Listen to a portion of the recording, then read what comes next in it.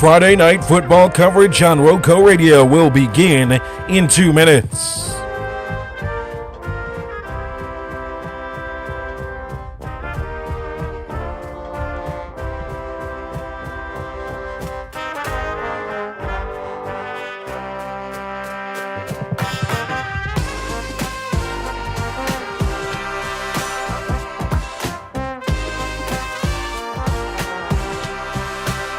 Ramey and Jonathan Hatley bring you the pregame show as we get you ready for kickoff in just under 1 minute and 30 seconds.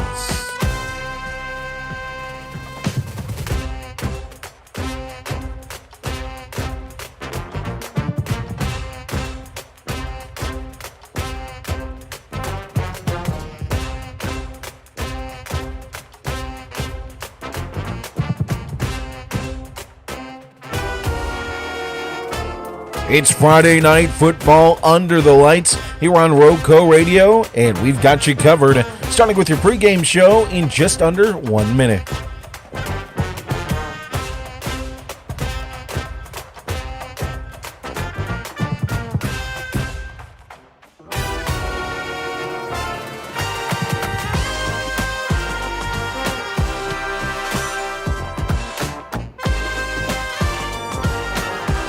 The Roco Radio pregame show and high school football coverage gets underway in just under 30 seconds.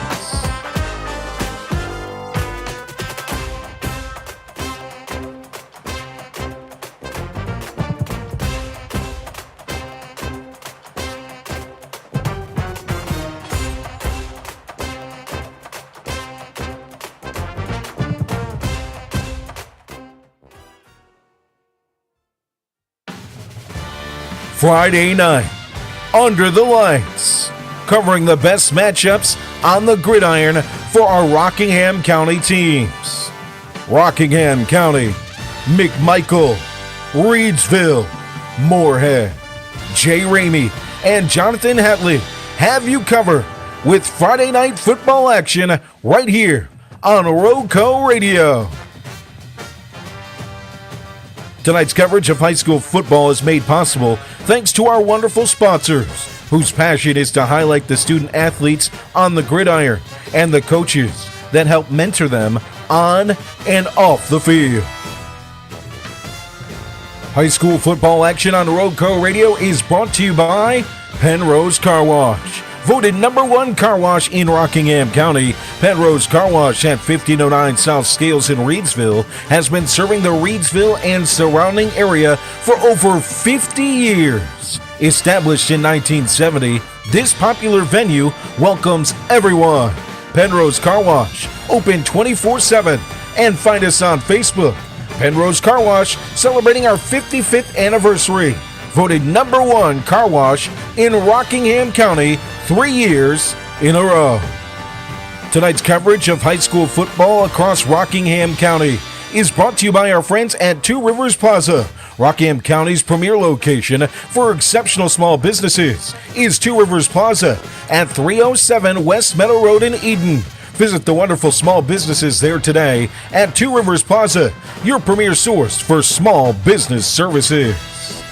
High school football on Roco Radio is brought to you by Kooler Ice. Looking for a fresh ice and water option that's ready when you are? Kooler Ice is countywide. Find fresh ice and water at Little Caesars Pizza in Morehead, 6734 NC 135 across from Walmart, or visit our local Kooler Ice dispenser at Schul's Home, 1635 Freeway Drive in Reedsville. And for all your ice and water needs, you can also find us at Penrose Car Wash in Reedsville at 1509 South Scales Street, or Two Rivers Plaza in Eden at 307 West Meadow Road. Get Kooler Ice, great tasting, fresh ice, available 24/7 at all 4 locations, 16 pounds or 32 pounds, plus premium water by the gallon or 5 gallons. At Kooler Ice, fresh and ready when you are. High school football coverage on Roco Radio is made possible thanks to support from Sandy Cross General Merchandise. serving the Sandy Cross community, Rockingham County, and surrounding areas of our beautiful Piedmont Triad since 1988. Rockingham County's community store at 164 Boyd Road in the Sandy Cross community of Rockingham County, celebrating our 37th anniversary. Stop by Sandy Cross General Merchandise for fresh ice and local pure brand gasoline with the cheapest price in Rockingham County for 93 non-ethanol. Sandy Cross General Merchandise is also your niece's sausage headquarters with great value for Rockingham County. To find out more about the Log Cabin Store, visit us on Facebook by searching Sandy Cross General Merchandise. High school football coverage on Roadco Radio is made possible thanks to the wonderful team at Ancora Compassionate Care. When life brings you tough moments, you don't have to face them alone. Ancora Compassionate Care has been a part of this community since 1987, offering serious illness care, hospice care, and now compassionate support through their counseling center. Their mission is simple: to be a supportive presence for life's journey. That's care you can count on right here at home. Visit AncoraCC.org to learn more about how they can support you. When comfort matters most, ask for Ancora Compassionate Care by name, just as they are a supportive presence for life's journey. Ancora Compassionate Care is proud to support our local football teams on their journey towards successful seasons. Tonight's game is made possible thanks to Circle Drive-In in Eden, serving the best hot dogs in Rockingham County for over 50 years. Located at 111 Boone Road, Circle Drive-In is your home for fast and friendly service and an all-American meal. Stop by our old-style drive-in for a delicious cheeseburger, crinkle cut fries, and top your meal off with a milkshake or banana split. Or choose from one of our many menu items such as buffalo wings, chicken tenders, steak and cheese, the chuck wagon, and so much more at Circle Drive-In since the 1970s. For good food, stop by Circle Drive-In, 111 Boone Road, near the roundabout. High school sports coverage on Roadco Radio is made possible thanks to our friends at Tri-State Steel in Reedsville, distributing quality metals for over 30 years. Our clients range from mom and pop shops and building contractors to large manufacturers and fabricators. Visit us at our 6,000 square foot, fully stocked retail metal superstore at 2513 Richardson Drive, where we can help you meet your homeowner or hobbyist needs. Open Monday through Friday from 8 a.m. till 5:30 p.m. and on Saturday from 8 a.m. till noon.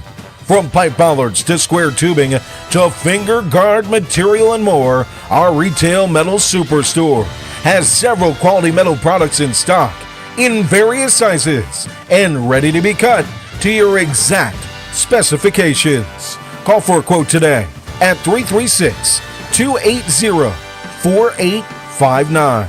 That's 336-280-4859 for Tri-State Steel, a value community member. And tonight's coverage is brought to you by Shannon Moore and the team at River Lake Homes, LLC, your hometown realtors in Rockingham County and the official real estate agency of Roadco Radio. Shannon Moore and the team at River Lake Homes, LLC is local, experienced, and trusted.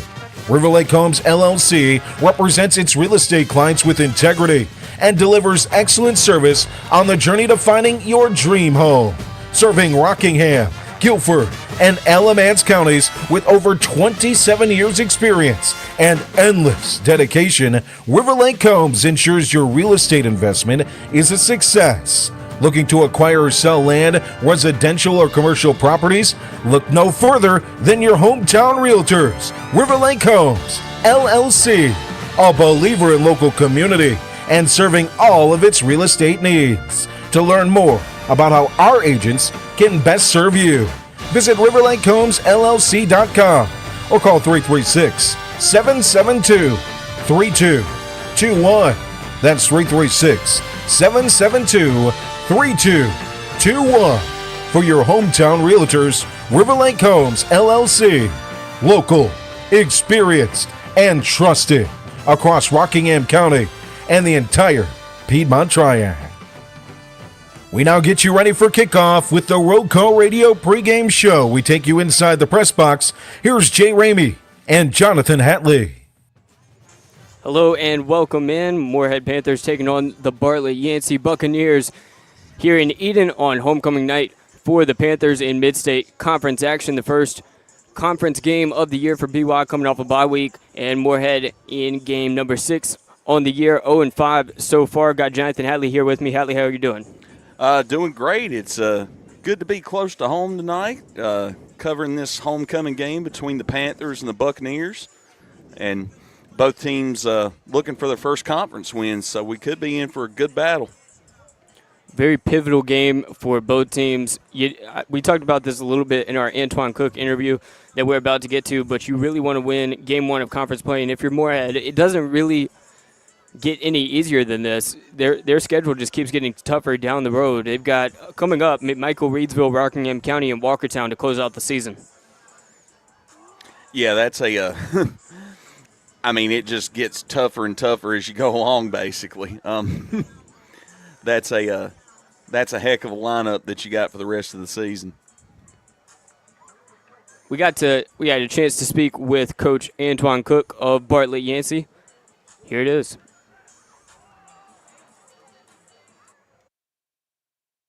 I'm Jay Ramey of Roco Radio here with Coach Antoine Cook of Bartlett Yancey. Coach Cook, it's been a little bumpy since week 2. Do you think that the bye week kind of helped stop any negative momentum that was going? Well, bye week's always good, just kind of get you refocused, get you back to doing what hopefully you were doing before. So anytime I take the bye week, we had a little injuries, but hopefully that we was able to kind of recover from that. How important is winning the first conference game, especially with no bye weeks left in the season?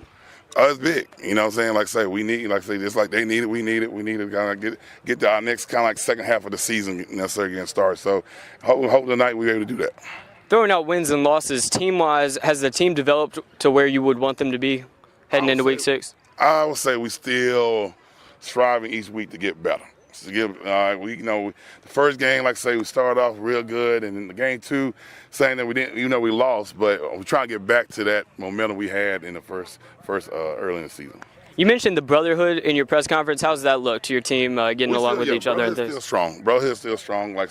Even in the diversity we went through the last couple of weeks, we've still been able to stay together as a team. Offensively, your team seems to run a bunch of different formations. What can we expect to see from the offense tonight? Spread the ball around. We're air raid offense. So we're going to pass around and run a little bit, but definitely going to be putting it in the air. And what would a successful defensive night look like tonight? A team win is definitely a win, a win. So I get what you're saying, but we right now, when you have a little struggle, you're looking for a team win. So, so at the end of the day, all of us need to get there, defense and offense. But I know what you're saying. But successful night is, at the end of the day, hey, we got to put them out of the box, stop them from getting in the box. That was Antoine Cook of Bartlett Yancey. Thank you so much, Coach. Well, short and sweet there from Coach Cook of the Bartlett Yancey Buccaneers. They believe in that air raid offense, so they like to throw the ball around. Seems like we heard that term somewhere else before this season. But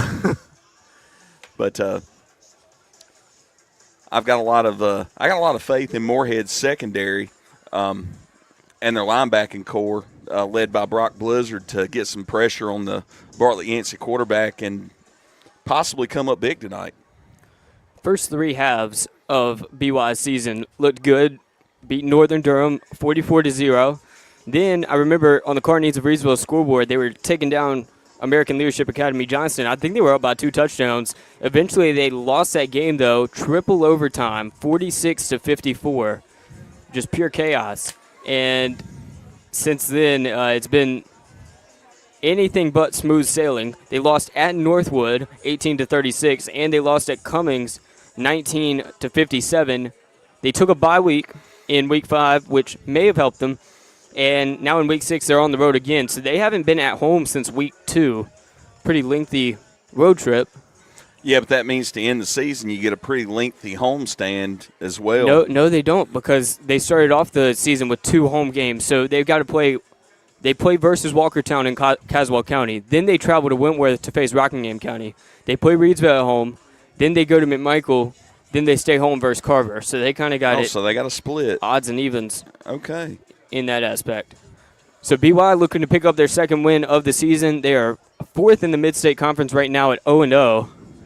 Only team on a bye week last week in the Mid-State Conference. We'll talk a little bit more about the rest of the teams in the conference on our Car Needs of Reedsville scoreboard. But first, we are going to preview Morehead, and that starts with an interview with Coach Tony McCants. I'm Jay Ramey of Roco Radio here with Coach Tony McCants of the Morehead Panthers. Coach McCants, is it how do you keep your team motivated amidst a tough start? It's a good question. I think a lot of it has to be intrinsic to the kid. We're talking a lot about, progress that we're making week in and week out. We knew that this was going to be a rebuild year and, kind of a difficult year with us trying to install a new culture, a new offense, a new defense. So just trying to find wins where we can find them, see where we improve week in and week out, and make sure we celebrate those. Can you name a freshman or a sophomore that stood out early to you?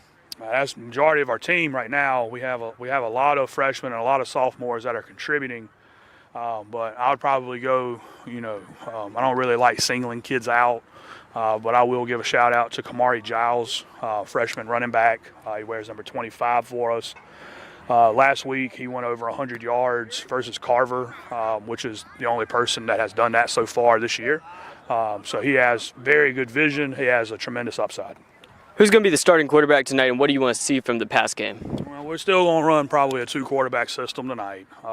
We're still going to see how Will Gord does. We're going to let him get the start. We just want completions, hold on to the football, move the football, gain yards, stay ahead of schedule.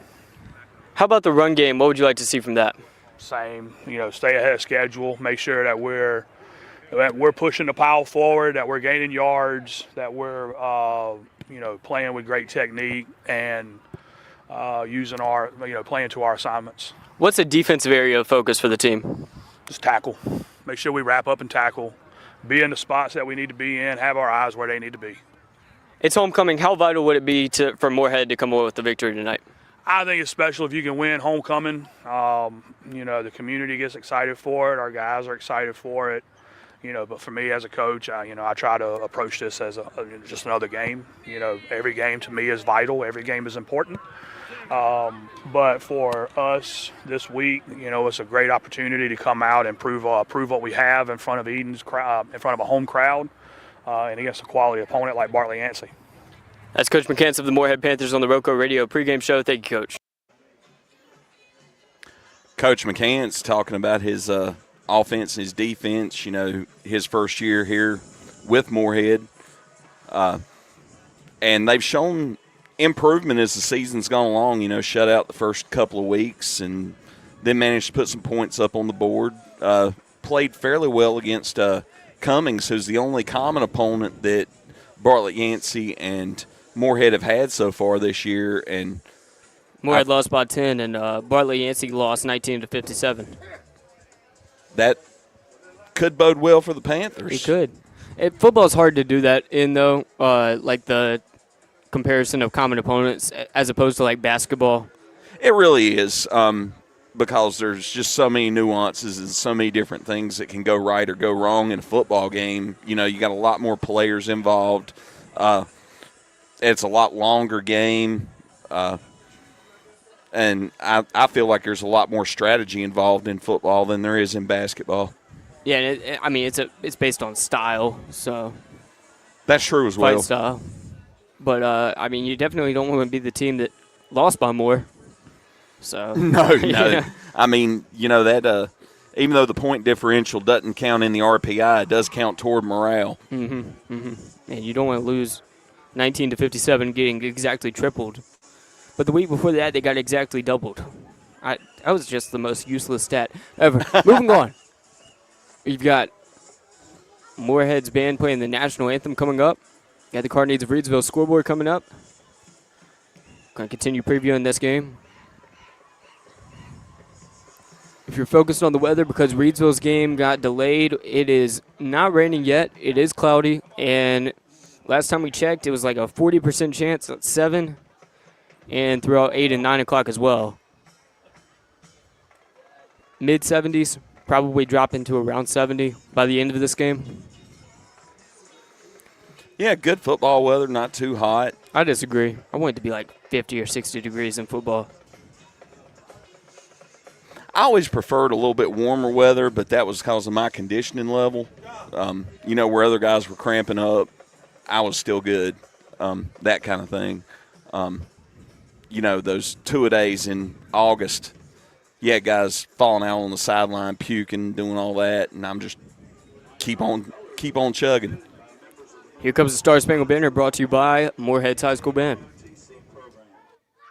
Left to right, our Cadet Sergeant First Class Rocio Castellanos, Cadet Lieutenant Colonel Mackenzie Parsons, Cadet Command Sergeant Major Aaron Silverman, and Cadet First Sergeant Zakiah Peel.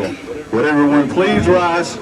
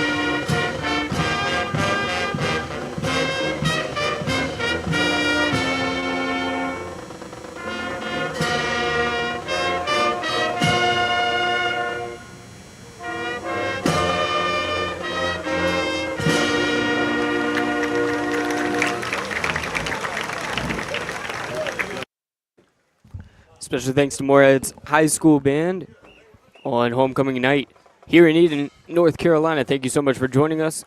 Got weather in the mid-70s, cloudy out. Not sure if it's going to rain, but it might. Could play a factor in this one. Reedsville in a weather delay last time that we checked.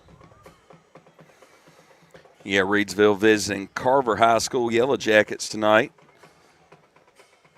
Joe Dexter and David Woods on Roco Radio 1 with that coverage. Speaking of Reedsville versus Carver, it's time to get to the Carneades of Reedsville out-of-town scoreboard.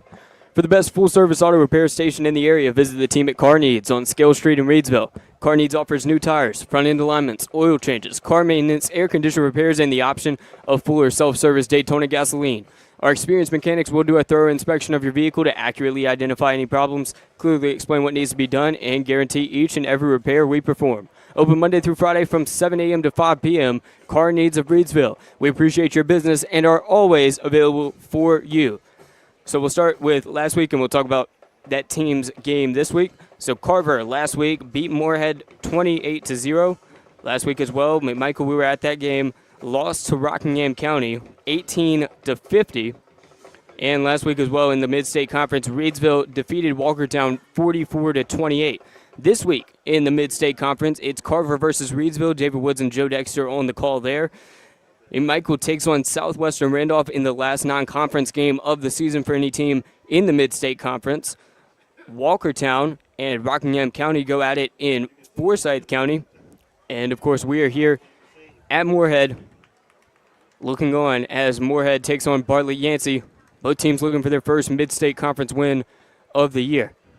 And a side note on that McMichael Southwest Randolph game, as Joe Dexter shared on Roco Radio's Facebook page, that game's being carried by Sports Tone out of Randolph County. So any McMichael fans that want to listen into that one, you can catch it, even though Roco Radio is not the ones covering it. Thank you guys so much for spending your Friday evening with us, whether you're on our website, our Substack, or our YouTube page. We really appreciate your listenership. Go ahead and drop a comment. Melita Hatley's been in the comments tonight. Go ahead and like this and share this as well. We're bringing you Morehead versus Bartlett Yancey, and we'll also bring you the car needs of Reidsville out-of-town scoreboard, updating you on mid-state conference action, and we do a lot of the games in Greensboro as well on our car needs of Reidsville scoreboard. Greensboro, surrounding area, Winston-Salem, anywhere in our area, you might hear a score update. And if you have score updates for us, drop them in the comments. But only if they're true. Don't make up anything. Yeah, I'm kind of looking forward to seeing the updates on that Rockingham County Walkertown Somebody's game. definitely going to jump in the comments and put, like, because Max Preps one time put that Reidsville lost like 84-12. Oh, yeah, that in a was basketball game that they Max won. Preps. I was at the game, so I didn't panic when I saw it, but still. One of their players said, dang, somebody's getting fired. Number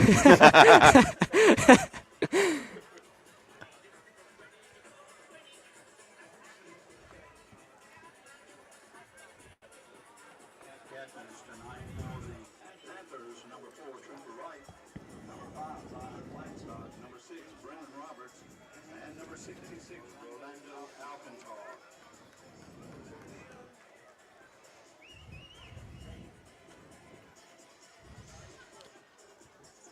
4, 5, 6, and 66. Trooper Wright, Zion Blackstock, Brendan Roberts, and Rolando Alcantar. Heading toward the 50-yard line, they're going to meet at midfield with Bartlett Yancey's captains. Here comes the coin toss. Looks like BY will counter with the captains Keith Nunley Mayo, Jeshua Garland, Tamondre Fike, and DeLeon Johnson. So they're still in a weather delay for Reidsville Carver, but they're in Winston-Salem. So hopefully it stays over in Forsyth.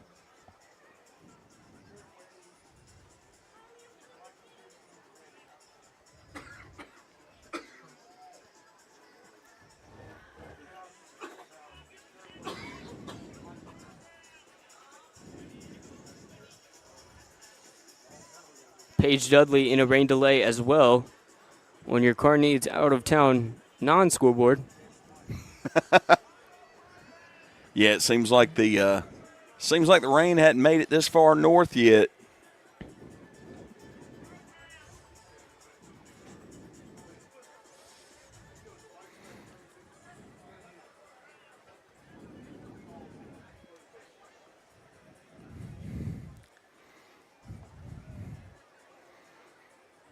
Weather app says 75% for 7 p.m., 75% for 8 p.m., 35% for 9 p.m., 35% for 10 p.m., 45% for 11 p.m. Well, I could just keep going until next week. So it's supposed to rain for a very long time. Here as for well, about the next 10 days. Yeah.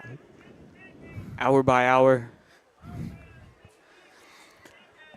We could go till, like, it would take a very long time to read. I don't even Well, I think mean, in the good book, it rained for 40 days and 40 nights, and as long as high school football exists, that record will always be in jeopardy. Pretty sure you still need more than 8 people to play it on an arc, though.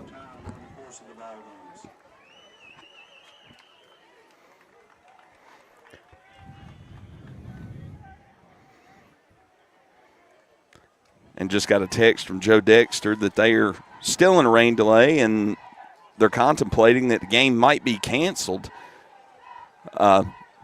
We'll try to keep you updated on that. They may need to build an arc to get back up from Forsyth County.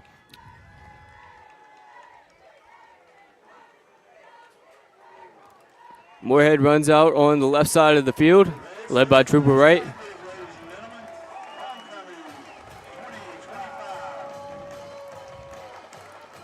Bartlett Yancey takes the opposite side of the field. They're on the right side as lightning strikes.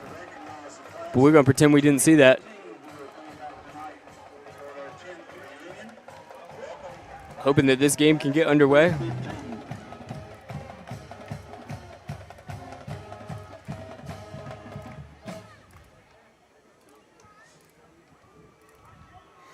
BY wearing their orange and white uniforms, orange helmets with a yellow Buccaneer on them. A gray Buccaneer with crossed swords. Got the white jerseys, orange numbers, and navy lining around the numbers. Morehead wearing red jerseys, white numbers, black lining around the numbers, white helmets, a red North Carolina map on the helmet with the Black Panther logo stamped on that map. Morehead gets set to kick. BY will receive to start off this game, moving left to right. So we will start this game without the weather delay.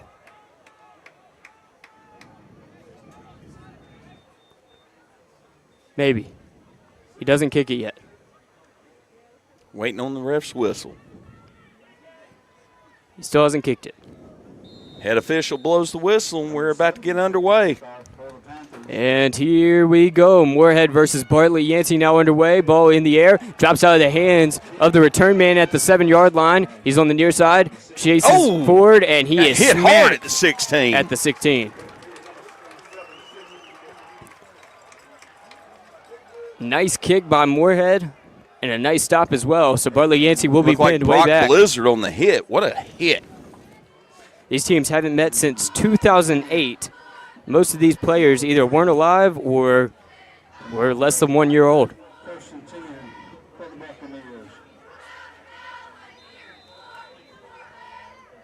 On their own 16-yard line. Here's the snap. Handoff. It drops. It's on the ground. And I think the quarterback fell on it. Keith Nunnally Mayo was able to get under it. I don't think any of the Morehead players noticed. It wasn't punched out. It was just dropped.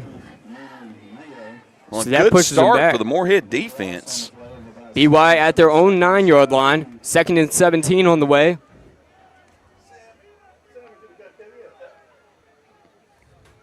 One receiver near side, 4 far side. He rolls to his left. Chase down from behind. He makes the throw. Nice grab. Going for the pylon. He got out of bounds. Looked like it about the 23. I don't think he made it to the first down marker. So a gain of 13. Sets him up for 3rd and short. Yeah, it'll be about 3rd and 4 now. We're 3rd and short relative to where they were last. 3rd and 4. 2 receivers near side. 3 far side. 5 receivers set. He drops back in shotgun, looking to throw. He lets it air out. That's into well the open overthrown. field, and it drops at the 42-yard line of Morehead. Nobody in the vicinity. That brings up 4th down and 4. He cleared anybody downfield by 10 yards with that throw. Just massively overthrown. Trooper Wright, the defender, in the vicinity.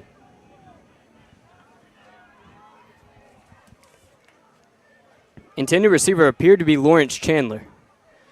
They'll bring their punt unit onto the field. And Morehead is deciding to use the strategy of not having any guy to return it. Well, it looks like they're not worried about a return. They're going for the block. It's blocked. They blocked it. They did block it. It's picked up. Morehead with the blocked punt. Brock Blizzard with the blocked punt, and it's recovered by Zion Blackstock. Flag comes out after the play. So, did Brock Blizzard recover it? No, Blackstock recovered. Or 6 recovered. Brendan Roberts. So they decide nobody back to return it, so why not block the punt? Hey, go after it. And an unsportsmanlike conduct penalty on the play against Morehead. I don't even know how to react to that. So they have a shot to score their first points in 3 weeks. Well, it was at the end of the play, so it'll be Another flag flies out. No, it wasn't. They were playing catch with it. That was interesting. So Morehead sets up on BY's 24-yard line, moving right to left. 2 receivers near side, 1 on the far side. Split setback.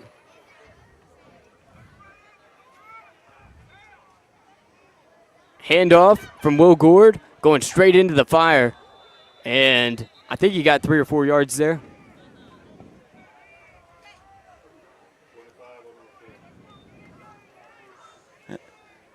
And let's see, that was Kamari Giles on the carry for a gain of about 2. Second and long coming up for the Panthers. After recovering the blocked punt, they decided to not put any man back there to return it. Blocked punt, they retrieve the ball. Unsportsmanlike conduct backs them up a little bit. But here they are on second and long, trying to move it into the red zone. Will Gord hands it off. He's got a couple of blockers. Bounces off one man and moving towards his left. Looked like Giles again. Looked like a gain of about another 2 by the spot.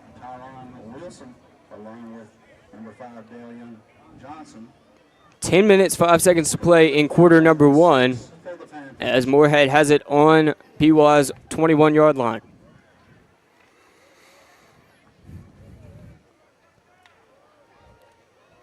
Split backs again. 2 receivers near side, 1 on the far side. Low Gordon shotgun. Takes the snap, dropping back, looking to throw. Gets it over the middle, and it drops out of the hands of Elijah Townsend. Straight through his hands. Puts his hands on his helmet. And making it 4th down and about 6. Well, ball spotted at the 20. Will Gord gets the play call and jogs back out there. Yeah, they're going to go for it. 9 minutes, 41 seconds to go in the first. 0-0 ball game. Morehead going for it. 4th down and 6 at the 21. Here's the snap. Gord looking to pass. He's on the move. He has to run. He steps up, and he is stopped way short of the line to gain. Looked like a gain of about 2. Not enough. Turnover on downs. Bartlett Yancey takes over.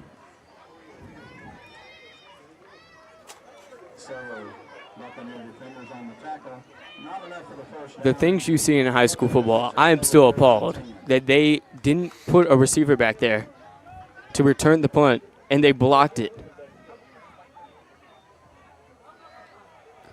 So 9.5 to go. Bartlett Yancey takes over. At their 18. And looks like Marquise Barber jumped. Wait for the official call. Who's drawn. Nope, offside. First penalty, well, first offsides of the night for Morehead. 2 penalties, 20 yards in 2.5 minutes. Here's the handoff. He goes, moving to his left and breaking through for the first down. First down of the night for either team. Comes courtesy of Bartlett Yancey. On the rush.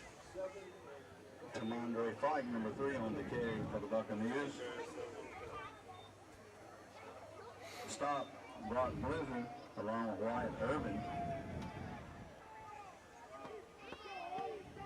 So BY at their own 32 with a 1st and 10. They run a lot of different formations. Here's the handoff. He goes straight up the gut, and he's busted loose. He's across the 50, 40, 30, 25, 20. And he is into the end zone. Bartlett Yancey. No flags down. With an 68-yard scamper. Rushing touchdown. Tamondre Fike goes all the way to the house to put Bartlett Yancey up 6-0. We're 3 minutes into this one. We've had 3 different possessions. A blocked punt, a turnover on downs, and a 68-yard touchdown, setting the tone for tonight's game. Well, let's see if they're going to kick the extra point or go for 2. It looks like they're lining up for the extra point. And that's going to be Franklin Iraheta to attempt the extra point. Here's the snap. Puts it up, and it's good. It's through. 7-0, 9 minutes, 1 second to go. In quarter number 1, Bartlett Yancey on top early. Morehead jogs back and bringing their offense, or not their offense, but their return unit onto the field.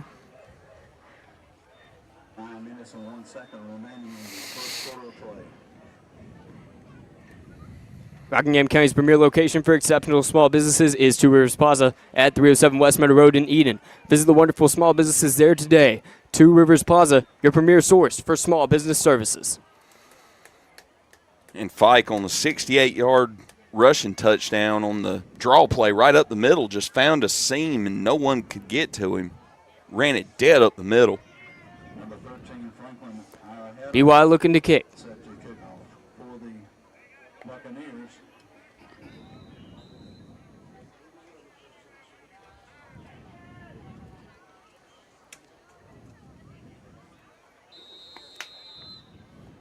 Whistle blows.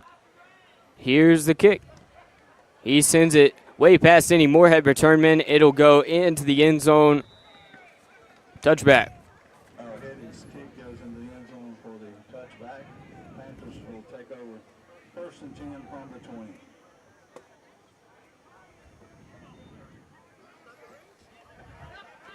Less than 3 minutes into this one, 7-0 lead for the Bartlett Yancey Buccaneers. Morehead taking over for the second time tonight. Now, 4 plays, 6 yards on their first drive. Let's see if they can get something going on offense here. Went for it on 4th down. Play went awry. Will Cord tried to rush it and was taken down. Split setback, 2 near side, 1 far side. Running back in motion. Off. Went for the grab, forward pass. He dropped it. Out of his reach. Utilizing Kamari Giles. Talked in the pregame show with Coach Tony McCants a little bit about him. Giles on the little outside flat route, and Gord just overthrew him. He had a lot of green in front of him. Morehead at their own 20-yard line, 2nd and 10 coming up after the incomplete pass. Will Gord, the starting quarterback. 2 receivers move to the far side now. 20 personnel, takes the snap, hands it off, and he is bottled up way behind the line of scrimmage as soon as it was handed off. Loss of 5. Perkins was wrapped up. Perkins stopped in the backfield by number 56 of the Buccaneers, Anthony Horn. 3rd down and very long coming up. It's going to bring up 3rd down and 16 to go for the Panthers.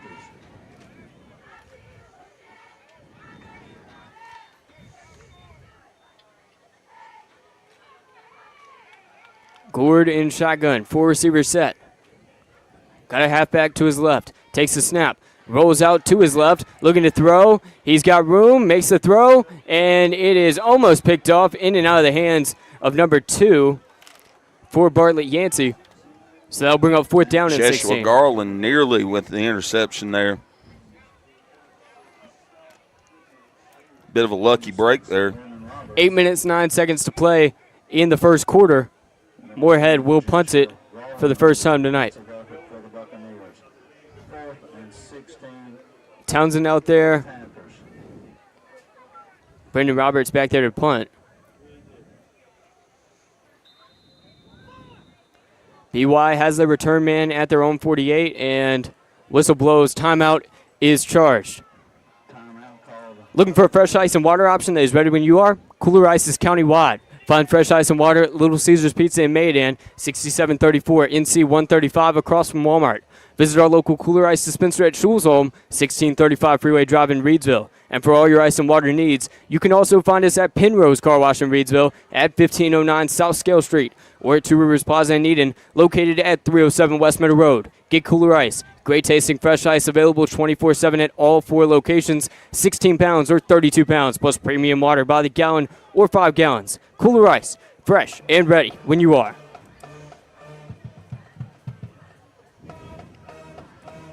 Thanks for joining us. We are less than 4 minutes into the game, but we're already on our 4th possession. Morehead about to punt it, make it the 5th possession of the night. 8 minutes, 9 seconds to go in the first quarter. Bartlett Yancey is up 7-0. BY positions their return man at their own 46. He walks forward a couple of steps to the 48 and gets ready for Roberts to punt. Roberts sends it sailing through the air. It drops at the 42 of Morehead and rolls all the way to BY's 47. Good punt. And BY will take over 53 yards away from making this a two-possession ball game. 8 minutes exactly on the clock in the first quarter to go. BY's offense going to take over.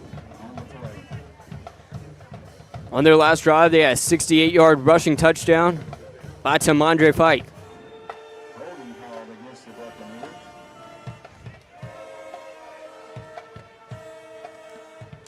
Well, 34-yard punt downed at BY's 47 there.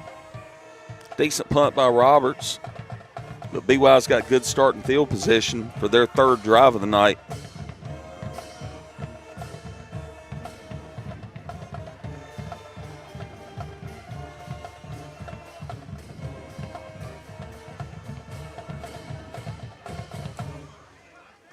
And they backed it up 10 yards. Not sure what happened. Must have had a holding call. 10-yard holding penalty against the Buccaneers, backs them up 10 yards. First penalty of the night from BY. Morehead already amassed 20 yards of penalties. Bartlett Yancey trips right. Two receivers on the far side. Keith Nunnally Mayo is in shotgun. Second-year starter. He's all-conference. He's a former receiver. So it was a difficult transition to becoming quarterback, but he's settling in. Motion in the backfield. Takes the snap. Jet sweep. Going to his right. And he is stopped. Caught the backfield. Don't even think he made it to the line of scrimmage. Like a short loss.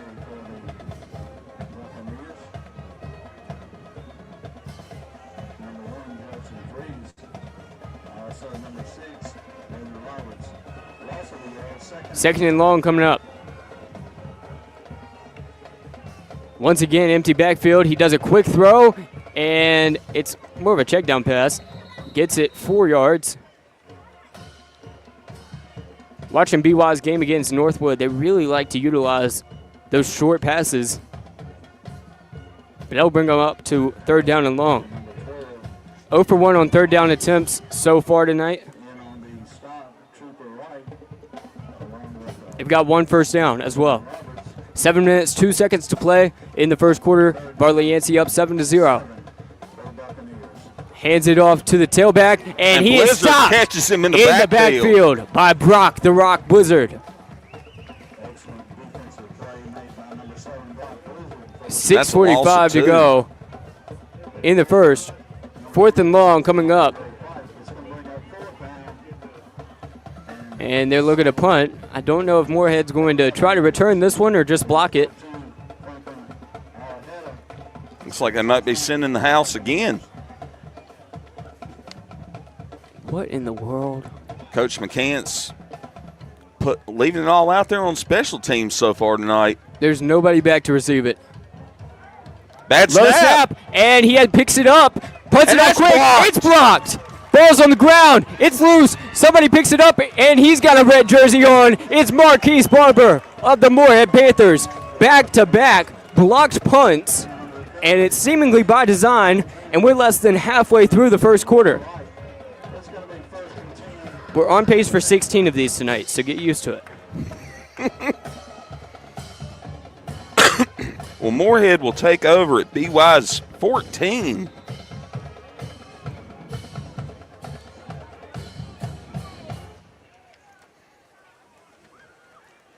Just 2 men back. Yards to go They're to get in the red end zone. Logord hands it off to Giles, who gets a gain. Looks like they mark him in about the 11. So a gain of 3. Number 25 on the carry, Kamari Giles. Pickup of 2, second and 8. 5:45 to play in the first quarter. Morehead trying to tie it up. Second and long. In the red zone for the first time tonight of either team. Hand off to Giles, who goes straight into his lineman and is brought down. Giles on the carry once again. Logord jogs over to Like Tony another gain McCann of gets the 3 play there. call. And he runs back onto the field. It's going to bring up 3rd down and 5 for the Panthers. 3rd and 5 from the 9. Got to make it to the 4-yard line. 2 receivers near side, 1 far side. Barber the wingback. Got a halfback in there as well. Unclear if he drew him off sides or a false start.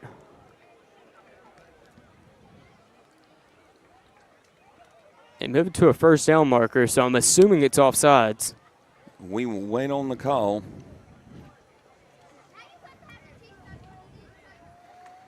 Yep, offside against the Buccaneers, and that should be enough for a 1st down. Or no, 3rd and 1.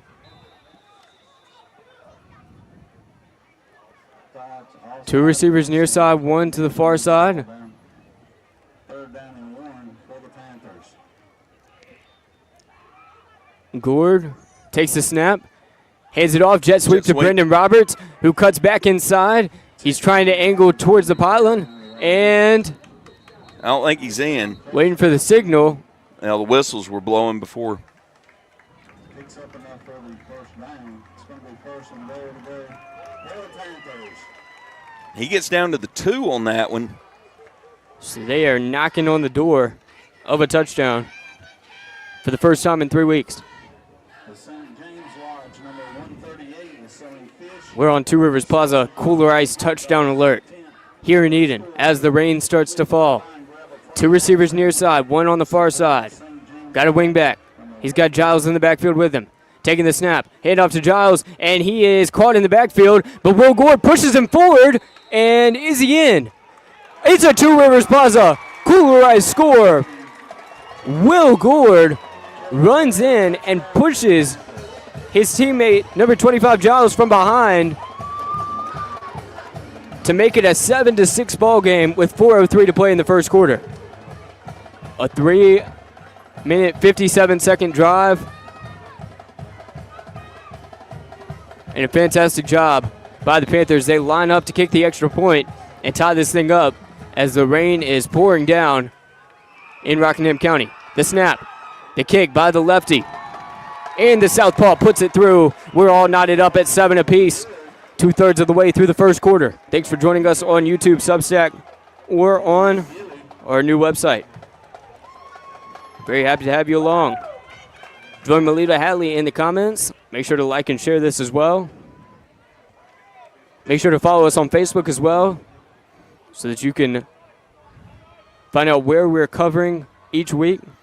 Well, Henry Gilley punches the extra point through to tie this game at 7.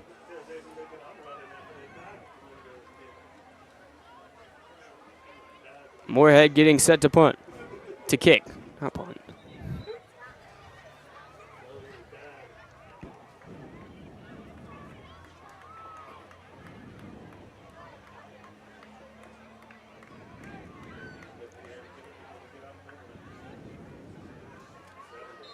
It's a big conference matchup in the Mid-State 3A, 4A, 5A. 4 minutes left as Pacheco kicks it off, and there's a flag on the play, so they'll start this over. Like somebody got out ahead of the kick.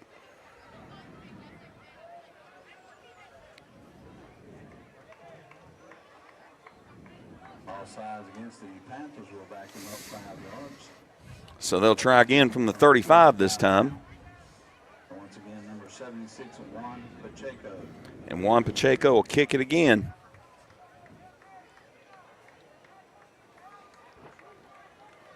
First special teams penalty of the night for Morehead. Here comes Pacheco. Boots that one through the air, end over end, to the near side. It'll drop. Trying to grab it at the 14. He knocked it out of bounds. Number 21 drops it out of his hands. Graves lets it go at the 14.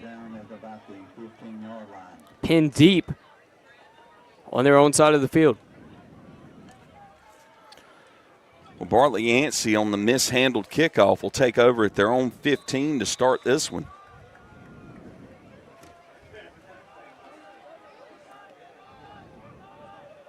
And we've been advised in the comments they're anticipating a 7:30 p.m. start for the Reidsville game at Carver. Here's the snap. Rolling to his left, making the throw, and brought Good down. open field tackle. Close to the first down marker. They won't move the chains. There's a nice catch by Lawrence Chandler, bringing up 2nd and 2 or 3. They really like those quick passes into the middle of the field. Bartlett Yancey, that is. 2 running backs, 3 receivers. Here's a handoff, end run to his right. Nothing and doing. Morehead says, no, sir, bringing up 3rd down. Looked like it may have lost a yard on that one.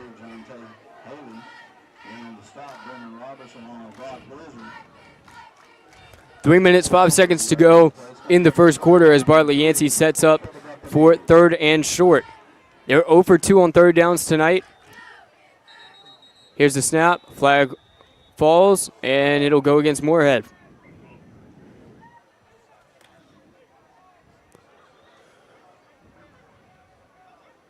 Five-yard penalty. First down.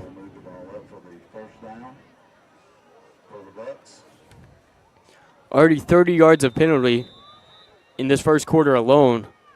Here's the snap. Dropping back. Looking to throw. He's chased down by 75. Quick throw, but he dropped the pass at the line to gain. That was number 3, Tamadre Fike, who had that 68-yard rush touchdown earlier this quarter.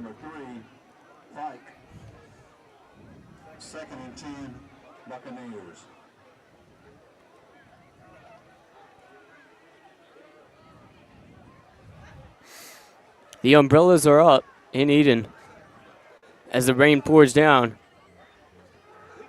Bartlett Yancey, the quick throw, trying to make a move out of it. Rolls to his left. He's got the first down. He's across the 50, across the 40. Oh, what a block. And finally pushed out of bounds, but not before a massive first down for Bartlett Yancey. Band comes off the field. 33-yard reception. 2 minutes, 40 seconds to go after another first down for Bartlett Yancey, their 3rd of the night. 2 minutes, 40 seconds to go. Clock stops. Here's the handoff. No, it's not. It's a fake. He rolls to his right. Nunnally Mayo is brought down at the 38-yard line. 2 or 3 yards to go. 7-yard gain. Less than 2.5 minutes to play in the first quarter. Here's the orange and white. Pistol formation. 4 receiver set. 2 on the near side, 2 on the far side. He drops back. Makes the throw. While he's hit, the throw almost intercepted. Good job on the defensive side to knock that pass down. Incredible job on the jump ball, not allowing the offense to come down with it. And that'll bring up another 3rd down and 3. Last time they were on 3rd down and 3 earlier this drive, offsides penalty for Morehead made it a first down for Bartlett Yancey.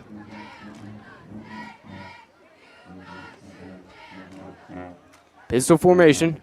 Once again, 3 receiver set, 1 wing back.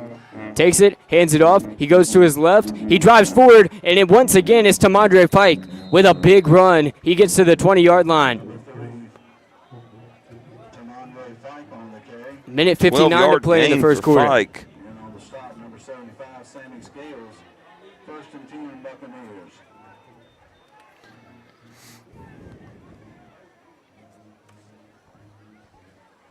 Here's a handoff. He goes to his right. He's stopped. Panthers gang tackling.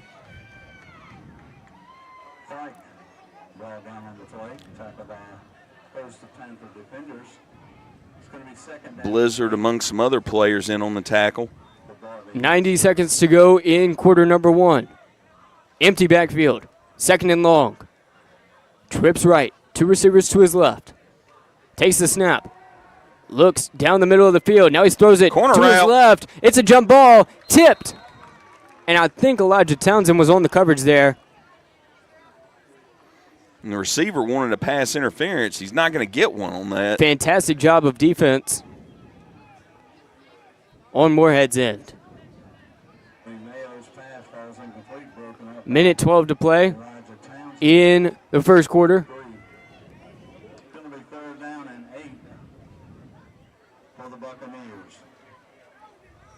3 receivers far side. A wing back. Halfback to his left. Takes the snap. Rolls to his left.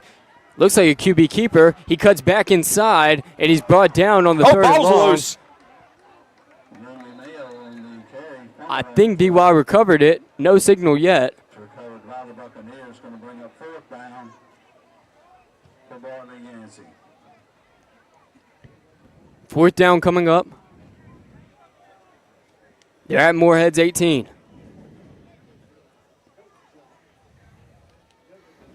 This will be their first 4th down attempt. Both of their 4th down attempts have been blocked punts. They're going to go for it here. Well, you're not going to 4th punt and 7. from the opponent's 14. Maybe a blocked field goal. False start against the Buccaneers. Pushing them back 5 yards. What do you do here? I mean, you go for it. You're in 4-down territory. Yeah, can't kick a field goal.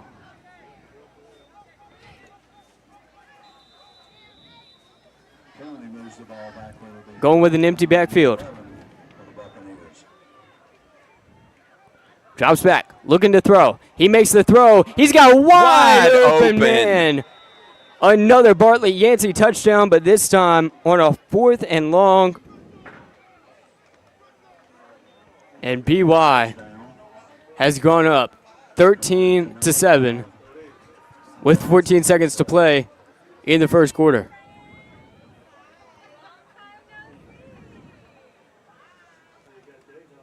Getting ready for the XP.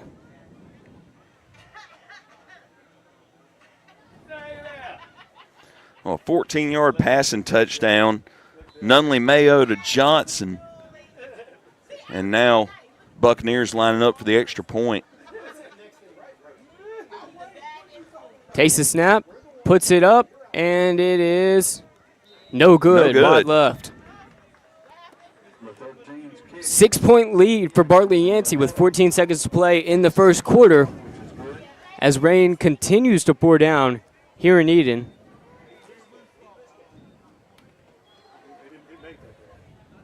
No, that was no good. Umbrellas out for the fans.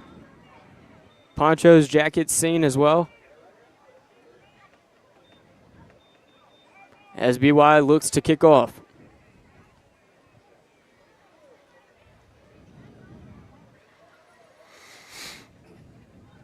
Half a dozen point lead for the Buccaneers.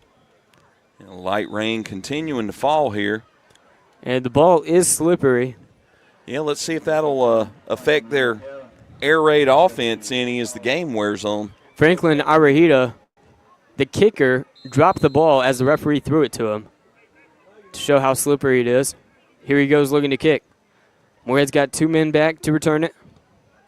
Squib kick. Oh, bounced off his hands, but he jumped on it at the 45-yard line. Morehead will take over on their own 45-yard line. Very good field position for a kickoff. And a good job of getting on that because that could have been a very bad I mean, he basically kicked that one right into Reed Chrisman right there at the line. And it kind of bounced off of him. He jumped on it, had good wherewithal to get on top of that one. Ball is placed at the 45 with 14 seconds to go in the first. Morehead's offense on the field, 3 receiver set, 2 running backs. Gord takes it in shotgun, hands it off to Giles, who jukes the defender, and he's still moving. He got the first down. Got enough for a first down. Gain What a of 11 job there. What a job. Yards after contact. Very impressive. 5 seconds to go in the first. And they'll take it to the second. 13-7 lead for Bartlett Yancey. Morehead in BY territory, moving right to left as we head to the second quarter. Tonight's broadcast is brought to you by Shannon Moore and the team at River Lake Homes LLC, your hometown realtors in Rockingham County. Local, experience, trusted. River Lake Homes LLC represents its real estate clients with integrity and delivers excellent service on the journey to finding your dream home. Serving Rockingham, Guilford, and Alamance County with over 27 years experience and endless dedication, River Lake Homes ensures your real estate investment is a success.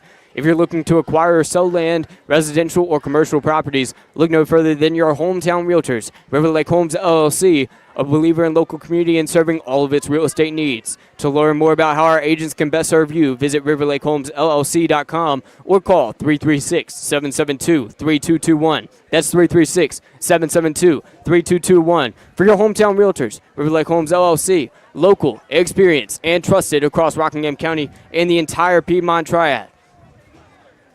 Second quarter about to get underway as the rain is just getting heavier and heavier here in Eden. Well, Kamari Giles so far, 24 yards on 6 carries, a touchdown for the first half. So averaging 4 yards a carry.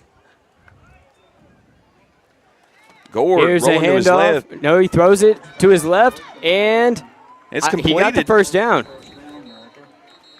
Judson Freese moving the chains. I don't know if this counts as good news, but the rain percentage is only 70 for 8 o'clock. So, no, we're batting 300. And 35% for 9 o'clock. So it's at least supposed to get better.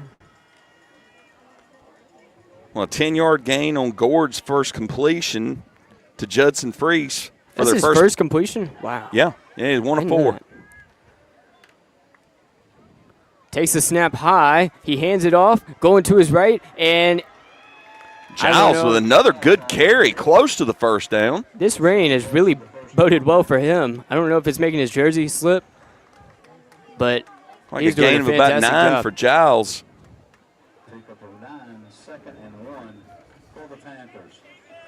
11 minutes, 21 seconds to go in the second quarter. 13-7 Bartlett Yancey lead, but Morehead's got it on BY's 25, moving left to right. They're trying to potentially get the lead here. 20 personnel, 3 receiver set. Gord takes it, hands it off to That's Judson Freese, who goes up the middle. He gets the first down, and he is helped by Pushing the his pile lineman forward. to go forward a few yards as well. He goes into the red zone, and that'll make it Like a gain of about 8 on First that one and for 10. Freese. from the, I can't see the line, 15-yard line. 13-7 ball game. BY is up. 10:45 to go in the half. And marked at the 17-yard line.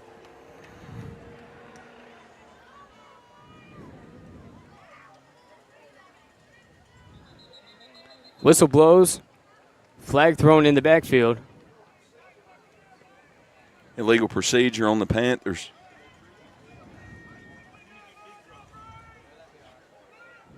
False start against the Panthers, moves them back 5 yards.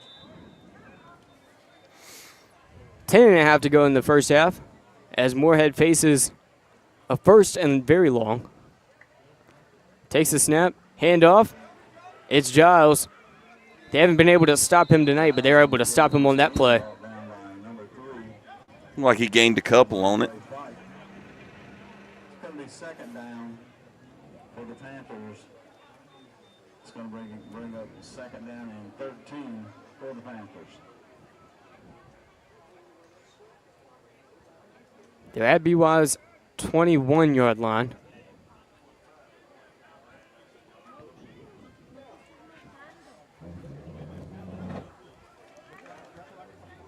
Breaking the huddle and jogging forward. Will Gord go ahead and take it in shotgun again. Halfback to his right and his left.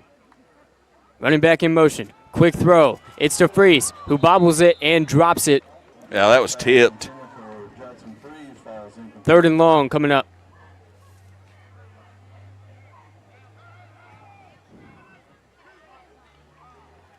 Third and around 13. Yep. Well, they tried the little swing out to the flat to Freese as he came in motion to the right, and it got tipped in the backfield, knocked down. Good thought, but good defense there by the Bucks. Here's the snap. Oh! Bad snap. Gord has to fall on it. Yeah, went flying. I think it hit his shoulder, and now there's a fight breaking out on the near side. They put their hands up. The center snap as it downs the ball back at the 30-yard line. Not sure what happened there, but the Zebras Well, it's a loss of 10 at any are rate. conferring. Possibly more if they add on a penalty here. Possibly less if they take away a penalty, or if they put the penalty on BY.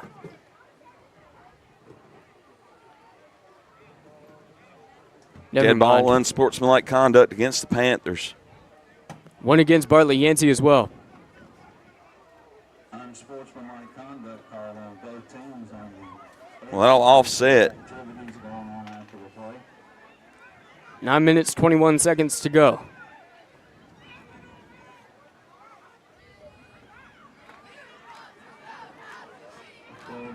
It is pouring down rain here. We have the luxury of a press box. I remember commentating with Joe Dexter with the Reedsville Luckies. We had a press box, but you could easily walk outside of it. And one time it was raining really badly. And he decided to go stand in it and complain about how badly it was raining to the audience, which made no sense at all. But, you know, I convinced him. to Was get that back in. was that the same night that the attendance was a raindrop? No. That game got canceled. That literally, we were there at like 4 p.m. and it was already canceled.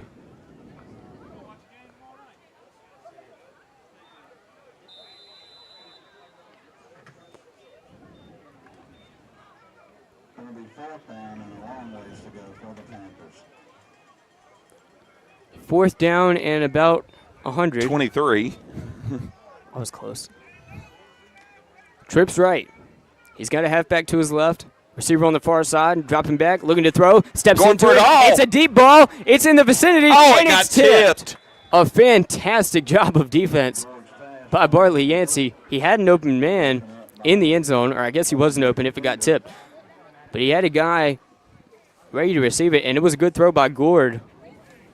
But overall, it'll be a turnover on downs. Defensive effort for the Bucks. Buccaneers take over 1st and 10.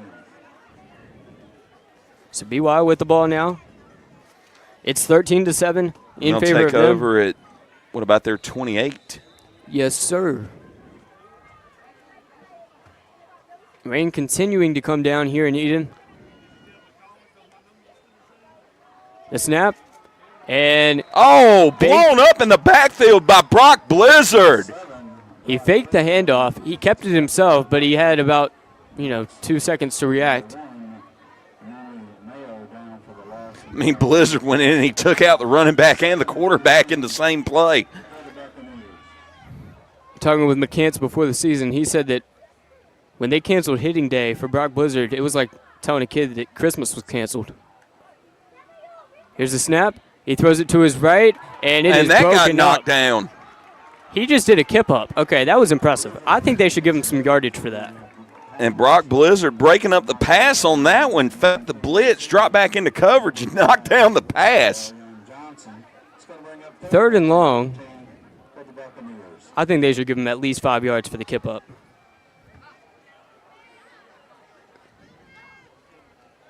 Pistol formation. Dropping back. And he's chased down. He has to let it fly. And it's tipped into the air. Intercepted by number 34, who goes to the 40, but the whistle blows. On the interception, that is Caden Wheatley. Whistle blows as he's returning it. What was the call? Was it blown dead? Caden Wheatley was in coverage. His other man ran and tipped it into the air, and Wheatley was able to come up with it. Well, Wheatley came up with the tip drill interception. Let's see what the call is here. 'Cause they were blowing the whistle before he was brought down.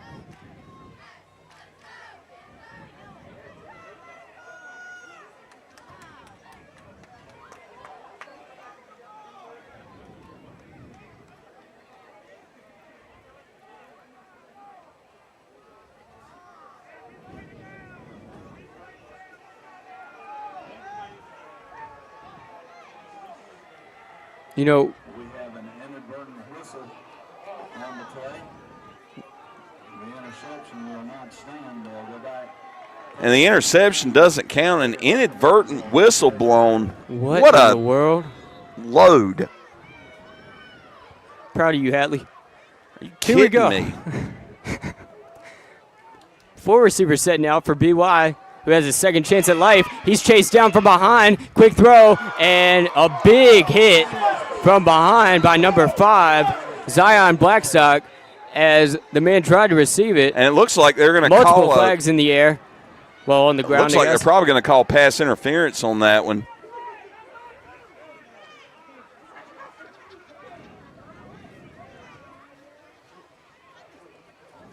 Zion Blackstock blew up the wide receiver on that play.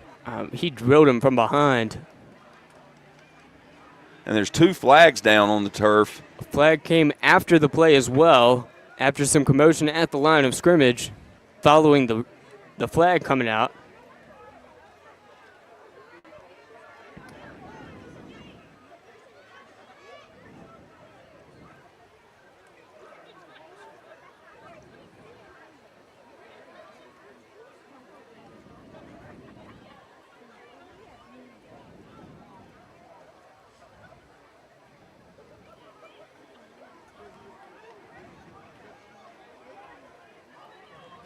And they are stepping off yardage going against the Panthers.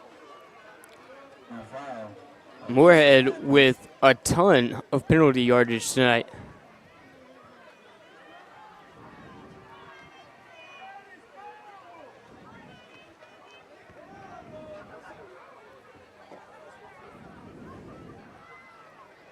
Let's see what we have here. We've got an unsportsmanlike against the Buccaneers.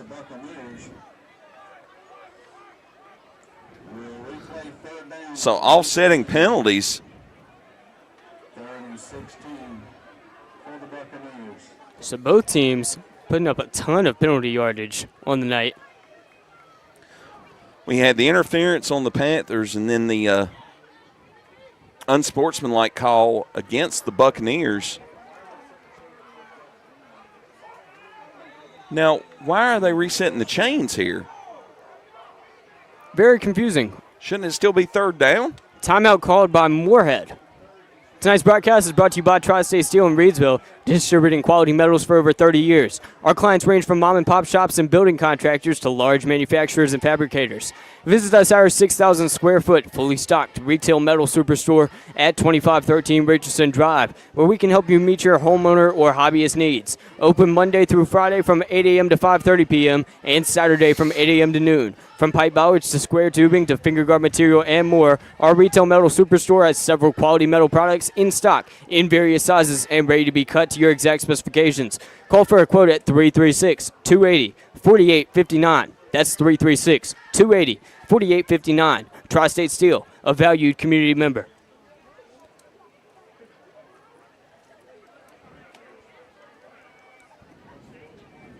And on our car needs out-of-town scoreboard, we've been advised in the comments that Rockingham versus Walkertown has been postponed. Yeah, Rockingham, Walkertown canceled for tonight, according to Coach Jesse Wall. So I don't know when that game will be made up. We will see if we can get any further information for you on that. Morehead players trying to hype up the fans. Looks like it's working. And Reedsville's kickoff time was delayed due to lightning in the area at Carver. Not sure if Forsyth I'm County not is sure if hitting they them got harder. started. They were aiming for a 7:30 start time. Lead in the But comments. Joe Dexter and Please tell David us. Woods have got the coverage on that game. Another flag. That looks like it's going to be a false start against the Bucks.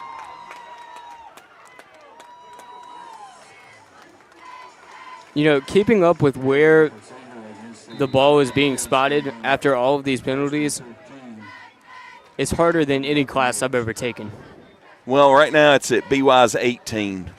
And, you know, the first 4 minutes of the first quarter went by in 3 minutes, but it has taken a very long time for the second quarter to move along. A throw Throws it. outside. Gets him on the flat route, makes a Put him defender on miss, skates. breaks his ankles, and drives forward. Not enough for the first down. A gain of about 10 on that one.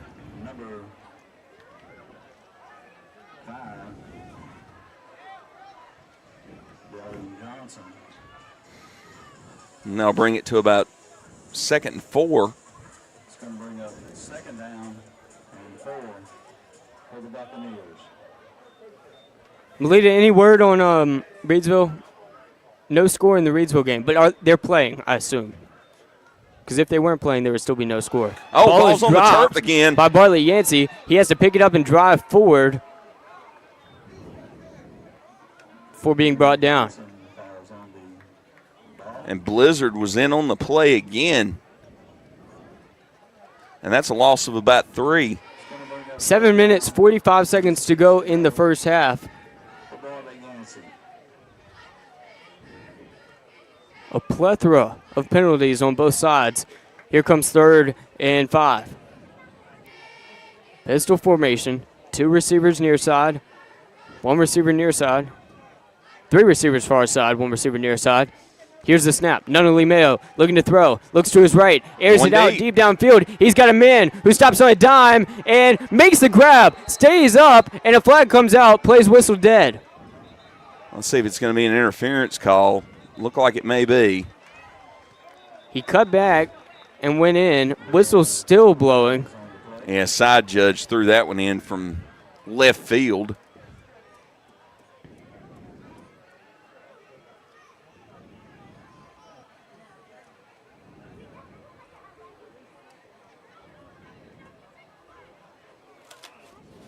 Let's see what we got. We got a holding against the Buccaneers and a pass interference against the Panthers, offsetting penalties. I can't handle this. Oh, my gosh. We are less than 5 minutes into the second quarter. 3,000 yards of penalties. 1,500 apiece, so it stayed at the same spot. Well, the Panthers' last 3 penalties haven't cost them any yards, which my brain can't comprehend. 5-man front by the Panthers. Here's the handoff from Nunnally Mayo. He tries to go up the gut, and he is wrapped up. Tamandra Fike gets nowhere.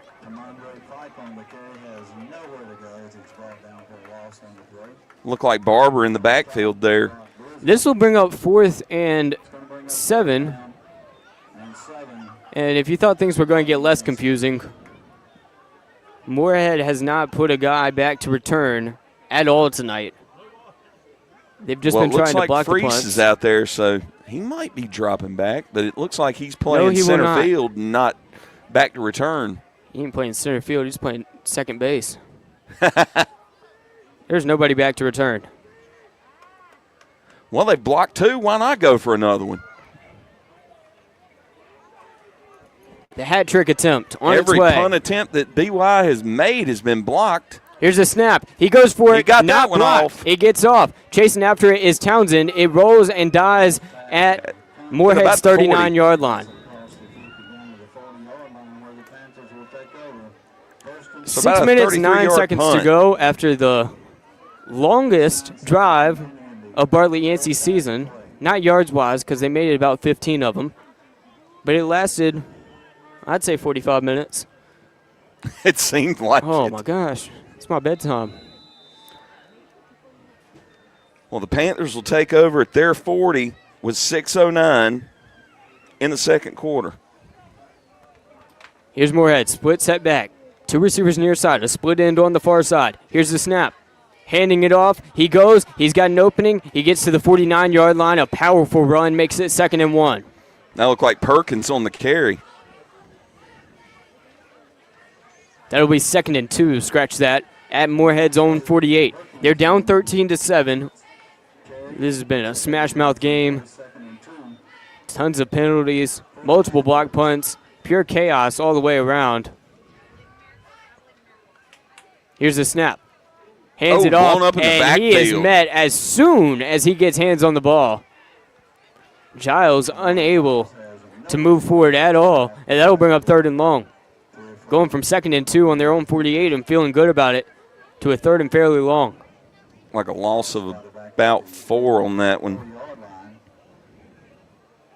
It's going to bring up 3rd down and 6 for the Panthers. Giles unable to get any positive yardage there. Same formation, split setback, 2 near side, 1 far side, and Let's see who this one's against. flag comes out. There's a lot of bodies across the line, and it's going against BY. So Morehead gets to move forward 5 yards, but not enough for a first down. Bring up 3rd down and 1 from the 49. They go from 3rd down and 6 to 3rd and 1. Depending on how this play goes, likely in 4-down territory.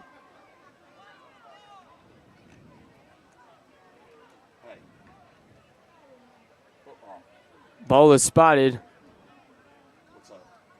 in the center of the field on the logo. Here's the snap. Hands it off. No, he's met in the backfield. Once again, they get to Giles. He ran all over him in the first quarter. It's not working as well now.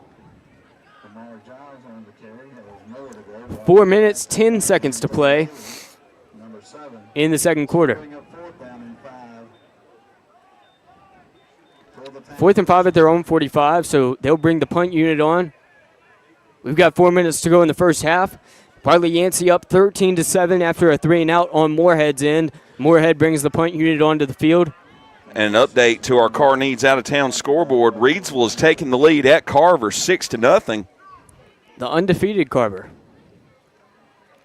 sent Roberts sky with high. the punt, kind of end over end. Drops at the 25, 24, 23, 22 yard line. That's where it'll stop.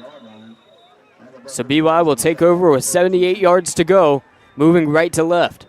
Thanks for joining us on any of our platforms. Got a website, got a Substack, got a YouTube. You can also listen on Facebook as well to Joe Dexter and David Woods' call. Encourage you to subscribe and follow on all of the platforms.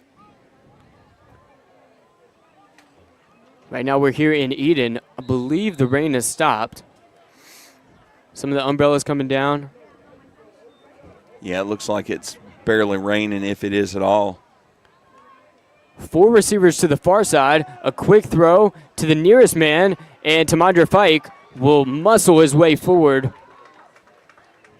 Like a game near the of first down marker. 10 or 11 there. Not only near the first down marker, they get to move it. 1st and 10 for the Buccaneers.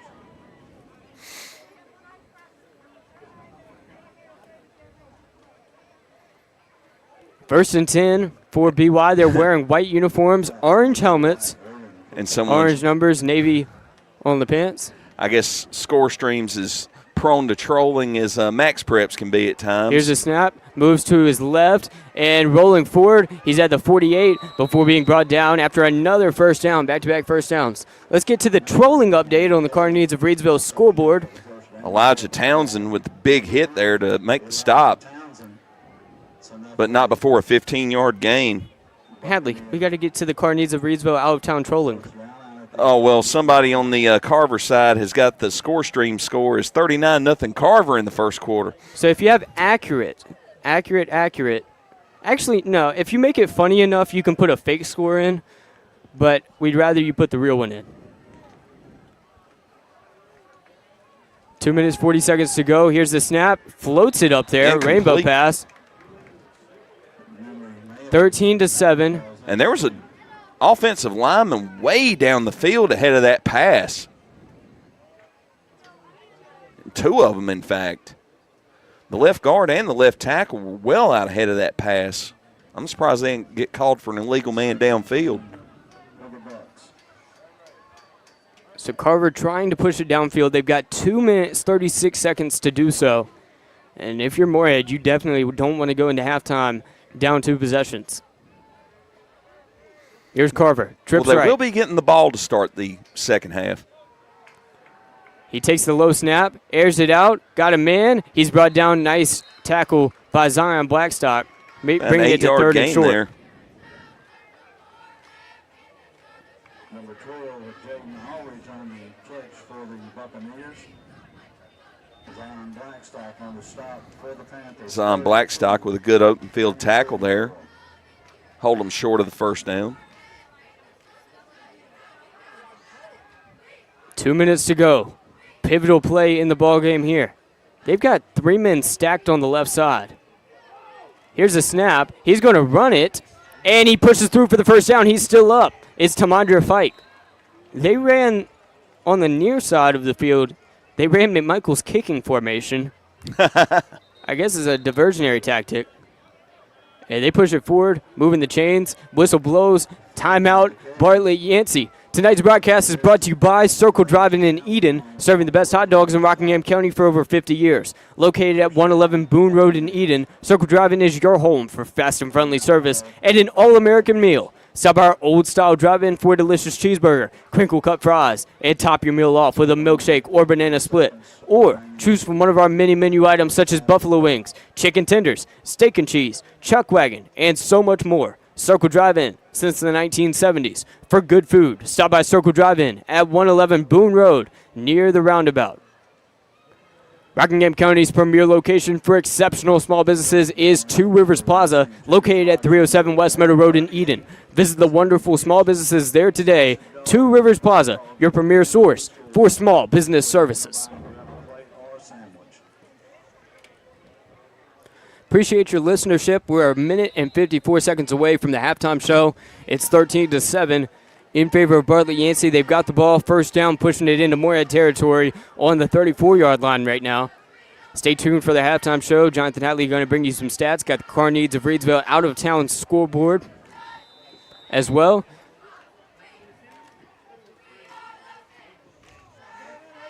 Pistol formation. It's Nunnally Mayo. Takes it. Early flags, blown dead. They've actually got a different man in shotgun, or in pistol. It's number 21, Mikhail Graves. Typically a receiver. He was a return man earlier tonight as well. That'll back him about 5 yards, 1st and 15. Line to gain is Morehead's 23. Going with pistol formation again. Here's the snap. And rolling to his right is Tamandra Fike, trying to get back to where it was originally placed. I don't think he made it, but it'll be 2nd and 11 either way. Well, update to our Car Needs out-of-town scoreboard. The McMichael Phoenix up 6-0 with the early lead over Southwest Randolph. That's the last non-conference game, I believe, in the mid-state for the rest of the season.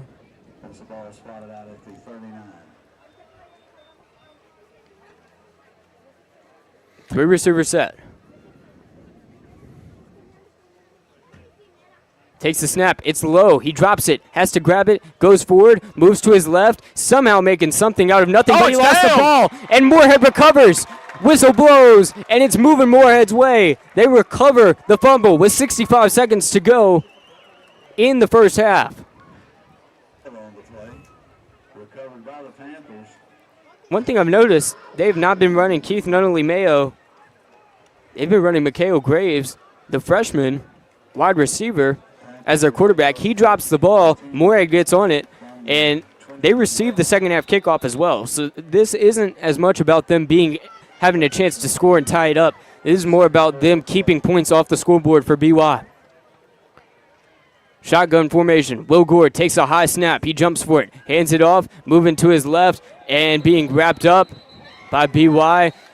Flags come out. I think it was a face mask on the part of the orange, navy, and white.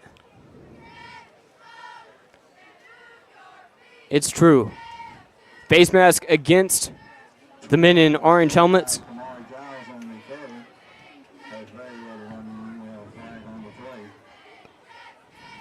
So Morehead gets to move forward a little bit. 59 seconds to go in the second quarter. Hatley, what's the strategy here? Chew up yards without chewing up time. You just got a free 15 out of that face mask.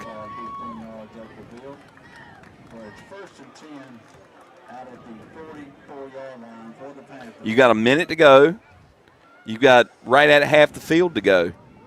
Yeah, you might think about airing it out a little bit, throw some out routes, go some stuff toward the sidelines to be able to stop the clock here. Got to make it 56 yards in 59 seconds. Here's the snap.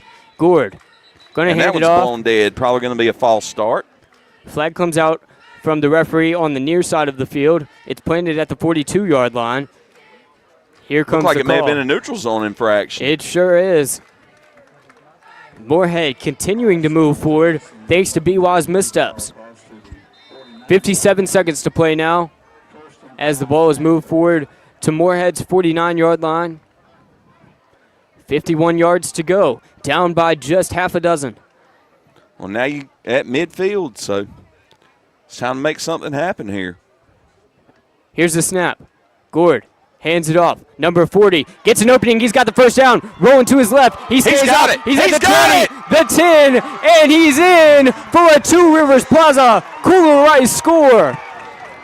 Number 40, Josiah Perkins, will tie this thing up with 3/4 of a minute to go in the first half. Perkins goes all the way to the house.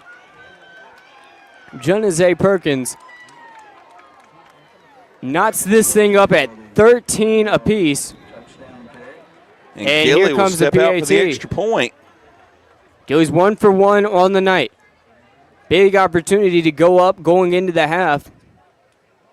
Here he goes, it's up, and it is Good.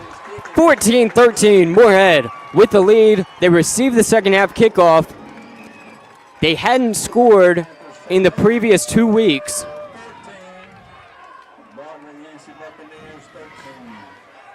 Well, a 51-yard rushing touchdown for Perkins with 45 seconds left to go in the half puts the Panthers up by 1 after the extra point by Gilly. Both teams have had slow pushes into the end zones, but both teams have also had massive runs of 50-plus yards. Yeah, quick strikes.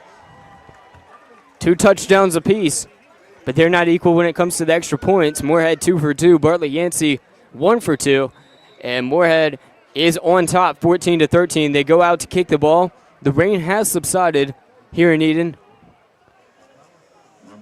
Hopefully it stays away for the rest of the night. We've had Rockingham County and Walkertown's game get canceled. Reedsville and Carver's was delayed for a while, but we'll get to more of that on the Carneades of Reedsville out-of-town scoreboard at halftime. Stay tuned for that as well as Jonathan Hatley's stats. But right now we're bringing you the last 45 seconds of this second quarter. Here comes the kick by Juan Pacheco, the sophomore, as he lines up to boot this one. Whistle blows before. Timeout Panthers. And Coach McCants is not happy about something.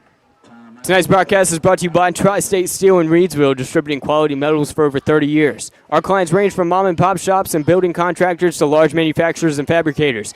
Visit us at our 6,000 square foot, fully stocked retail metal superstore at 2513 Richardson Drive, where we can help you meet your homeowner or hobbyist needs. Open Monday through Friday from 8 a.m. to 5:30 p.m. and Saturday from 8 a.m. to noon. From pipe bollards to square tubing to finger guard material and more, our retail metal superstore has several quality metal products in stock in various sizes and ready to be cut to your exact specifications. Call for a quote at 336-280-4859. That's 336-280-4859. Tri-State Steel, a valued community member. Here comes Morehead to kick it.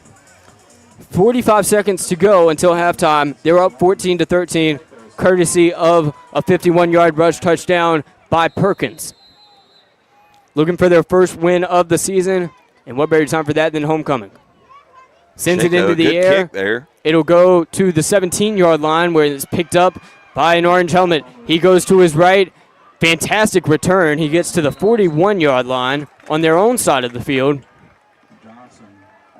Here comes Bartlett Yancey. They might try to make a last-second push, especially considering the fact that Morehead receives the second half kickoff.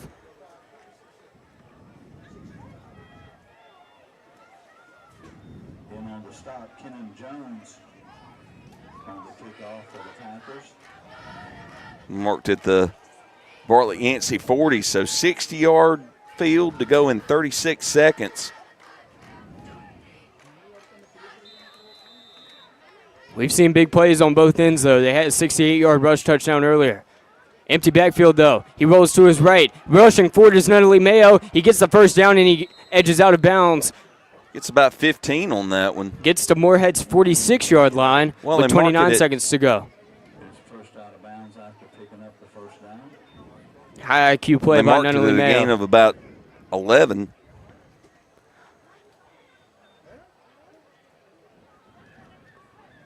First and 10. They stop it at the 49-yard line. 4 receivers near side, 1 far side, empty backfield. Dropping back, looking to throw. He's got his man. He's open, and he drops it on the far sideline at around the 34-yard line, and the ball is likely slippery because of all of this rain. That may have played a factor in that miss. 23 seconds to go, though. Important thing here is that it didn't take time off the clock if you're a Buccaneers fan. They're at Morehead's 49-yard line, 23 seconds to go in the first half. Down by 1 point is Bartlett Yancey. 4 receivers near side motion at the line of scrimmage, and that would be a false start on Bartlett Yancey. BY. The Buccaneers back up 5 yards with 23 seconds to go in the second quarter.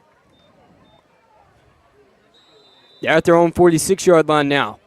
Quadras receivers to his left. Split end on the far side. 4-man front by Morehead. Takes the snap. Quick throw over the middle. Popped into the air. No Morehead player able to intercept it, but it's incomplete nonetheless. 18 seconds to go now. That'll move him to 3rd down and long. And now do you consider running the ball? Try to take this to half? I believe Morehead's out of timeouts. I don't think so. You also don't want to have to punt, though. 14-13. I think you throw Morehead a with check the lead. down and get it near the sideline. They've been missing some easy ones in their hands, though. Here's the snap. Dropping back, looking to throw. It's a deep ball to the 30, and almost picked off. Knocked down by Elijah Townsend. had it in both of his hands, and it falls at the 30-yard line. That ball must be slick. There's 10 seconds on the clock. Car needs out-of-town scoreboard update. Reidsville leading 14-0 with 11:51 left in the second. Deontay Neal with a touchdown run, and Braxton Johnson with a 2-point conversion pass to Frankie Galloway to give Reidsville the 14-0 lead. Special thanks to Jim Sands of the News and Record for bringing us that. And the Car needs of Reidsville out-of-town scoreboard. So, yeah, they will have to punt after the incomplete pass. 10 seconds to go, and Morehead has nobody back to receive it. Again. Here's the snap. He goes for it. Oh, I don't nearly think they blocked it. It'll drop at the 29-yard line, 4:32 on the clock. It dies. 1 second to go, and the whistle blows. That'll end the half. That'll bring us to half. Jonathan Hatley going to calculate some halftime stats. Special thanks to him for that. But also a special thanks to Ancora Compassionate Care. Tonight's broadcast is brought to you by Ancora Compassionate Care. When life brings tough moments, you don't have to face them alone. Ancora Compassionate Care has been part of this community since 1987, offering serious illness care, hospice care, and now compassionate support through their counseling center. Their mission is simple, to be a supportive presence for life's journey. That's care you can count on, right here at home. Visit AncoraCC.org to learn more about how they can support you. When comfort matters most, ask for Ancora Compassionate Care by name. Just as they're a supportive presence for life's journey, Ancora Compassionate Care is proud to support our local football teams on their journeys towards successful seasons. If you're looking for a fresh ice and water option that is ready when you are, Kooler Ice is county-wide. Find fresh ice and water at Little Caesars Pizza in Maydan, 6734 NC 135 across from Walmart. Visit our local Kooler Ice dispenser at Schul's Home, 1635 Freeway Drive in Reidsville. And for all your ice and water needs, you can also find us at Penrose Car Wash in Reidsville at 1509 South Scale Street or Two Rivers Plaza in Eden at 307 West Meadow Road. Get Kooler Ice. Great tasting fresh ice, 24/7 at all 4 locations, 16 pounds or 32 pounds plus premium water by the gallon or 5 gallons. Kooler Ice. Fresh and ready when you are. Before Jonathan Hatley brings us those halftime stats, we're going to get to the Car needs of Reidsville out-of-town scoreboard. Grimsley, really, they are struggling against Western Guilford. It's 53-0. 4 minutes to go in the second quarter. Grimsley's up. Reidsville is up 14-0 on Winston-Salem Carver. Grimsley up 46-0 on or not up 46-0. That's an old update. They're up 53-0. If you're a Western Guilford fan, sorry for repeating that. Page is up 7-6 on Dudley in the first quarter. Central Davidson 42-0 on High Point Central in the second quarter. Bishop McGinnis up 14-6 on South Stokes in the second quarter. And Smith in the first quarter was up 7-0 on Southwest Guilford. Those are the updates we have so far. Melita updating us again, 14-0, Reedsville up. And oh my gosh, 14-0 Virginia over Florida State. That's a shocker. What in the world? Oh, well, they have 7 now. Of course, we jinxed it. 14-7 Virginia, Florida State. And Rockingham County's game against Walkertown has been canceled. Any update on it, Michael? That's what I'm listening for right now. I'll update everyone on that as soon as Sports Tone gives a score. Carneys of Reedsville out of town scoreboard.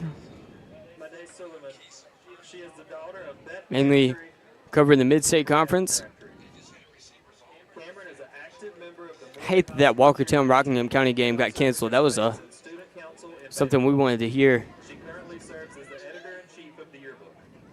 Outside of school, Cameron is committed to community service, coaching youth volleyball at the YMCA and the Eden Boys and Girls Club for the past 8 seasons. Through her faith, she volunteers with Friendship Kids at her church, attends Collide, You think we're good? participates in mission work. After graduation, Do you think Winston-Salem hits us? The weather? Oh. and become an elementary teacher.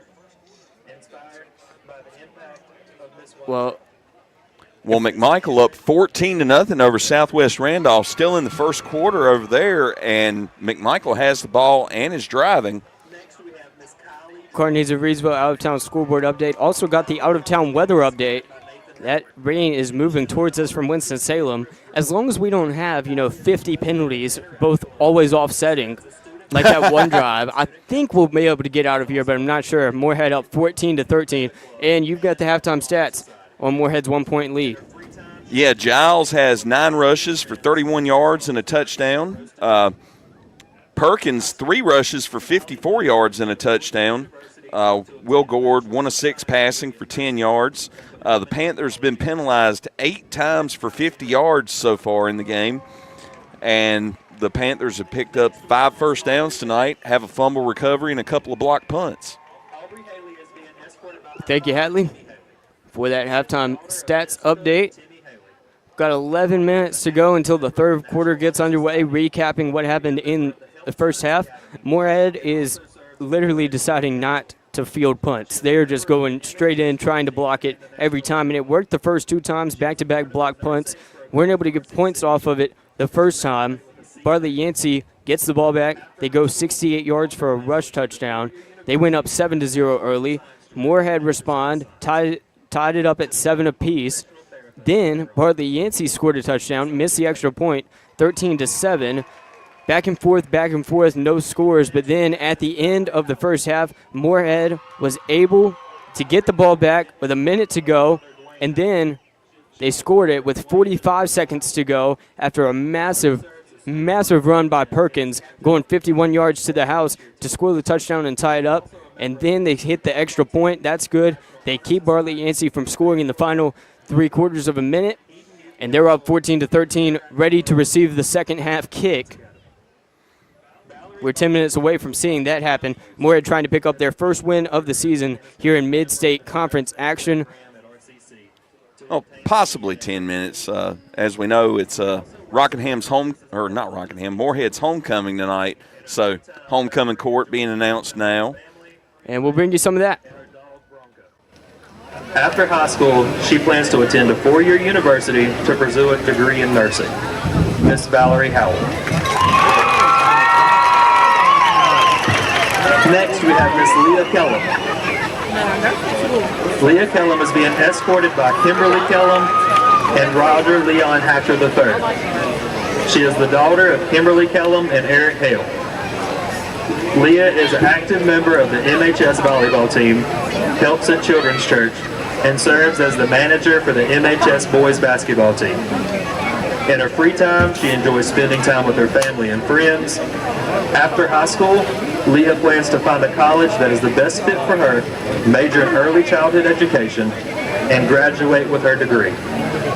Mrs. Leah Kellum.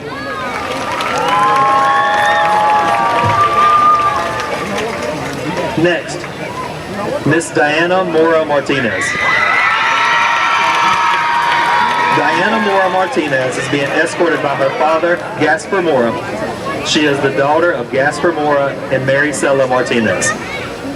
Diana has served as drum major of the Pride of Morehead Marching Band for 2 years and is a 4-year member of the tennis team, where she currently serves as co-captain in her senior year. She is vice president of the National Honor Society and volunteers as an assistant Sunday school teacher at her church. In her free time, she enjoys reading, listening to music, and spending time with her family and friends. After high school, Diana plans to attend a 4-year university to major in political science and a minor in Latin American studies, then attend law school to become an immigration attorney. Miss Diana Mora Martinez.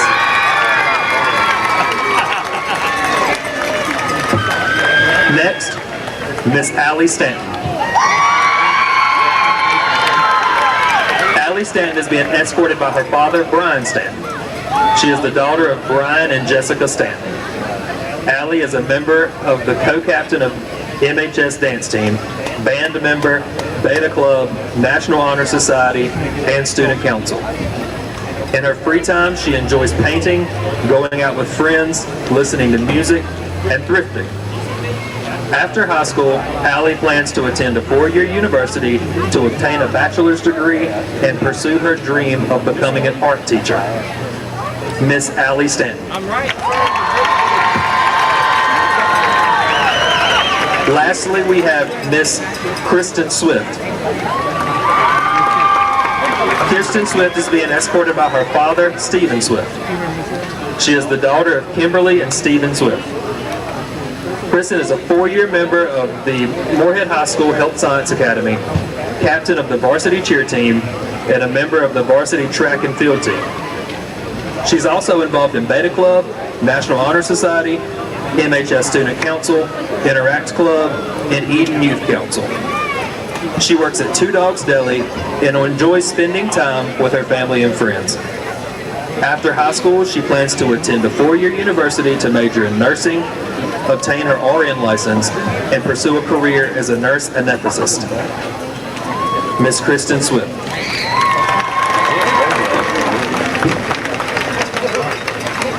Now it is time for one of the most special traditions of the night, the crowning of our 2025 Morehead High School Homecoming Princesses and Queen.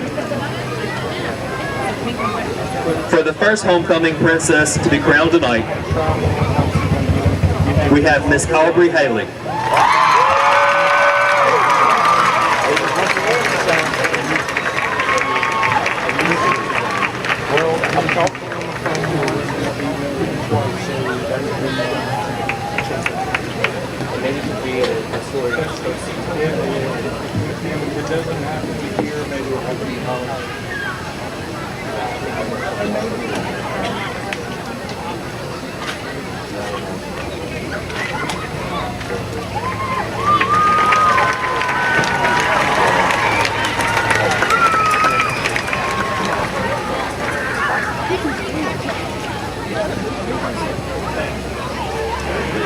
For the second homecoming princess to be crowned tonight, we have Miss Allie Stanton.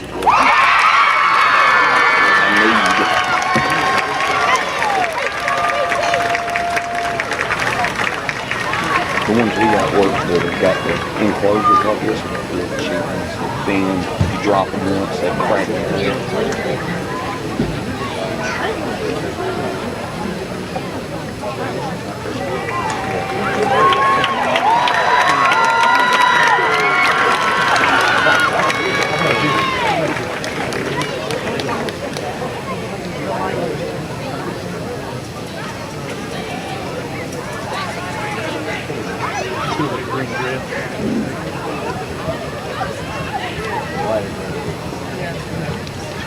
And now, Morehead High School students, alumni, and fans, the moment you've all been waiting for.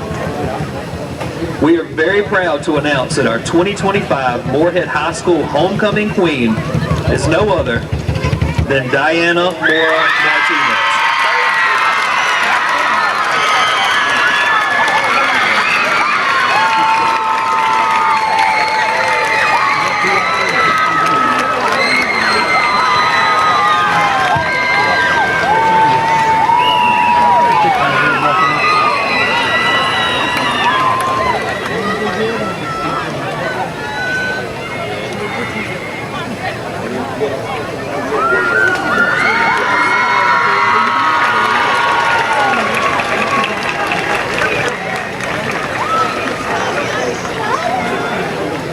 Panther fans, thank you for sticking with us throughout the rain.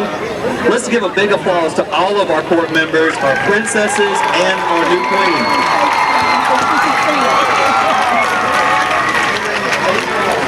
Thanks for making Homecoming 2025 a night we'll never forget. And now, let's get ready for the second half. Let's go, Panthers.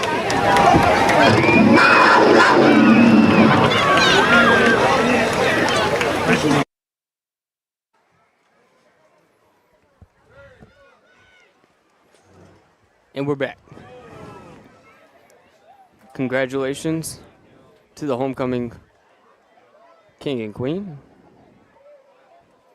Thanks for sticking with us as we head to half number 2. 2.5 to go on the scoreboard. That usually means 5.5 to go. They always add 3 minutes. I'm not sure why. Yeah, here lately, I mean, Morehead hadn't even come out of the locker room. They're just now coming back to the field. They're going to get a running start when they receive the second half kickoff. Oh, no, they're not. They're coming out. 14-13. Morehead's up on BY.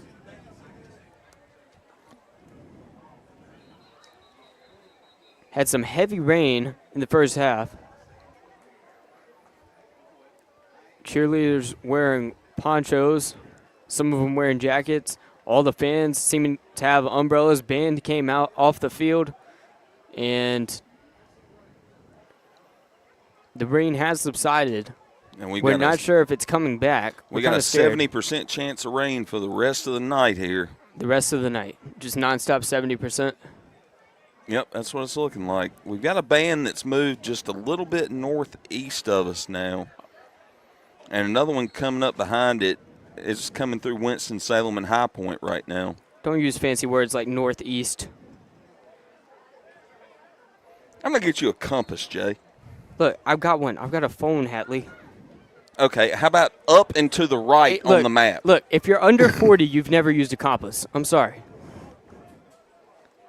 Well, I'm using it right now, but it's on the phone. That's probably true. It's on the phone. And I'm reasonably certain there's not many people under 40 that have used a Lenzatic and shot an azimuth. I don't know what that is. Precisely. Okay. It's land navigation, Jay. All right.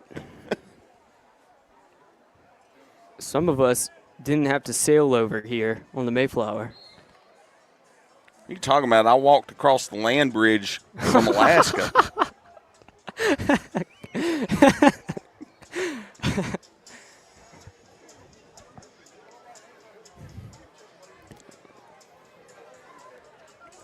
So, after a halftime show that consisted of homecoming kings, queens, and Pangea, we've got Morehead up 14-13 over Bartlett Yancey.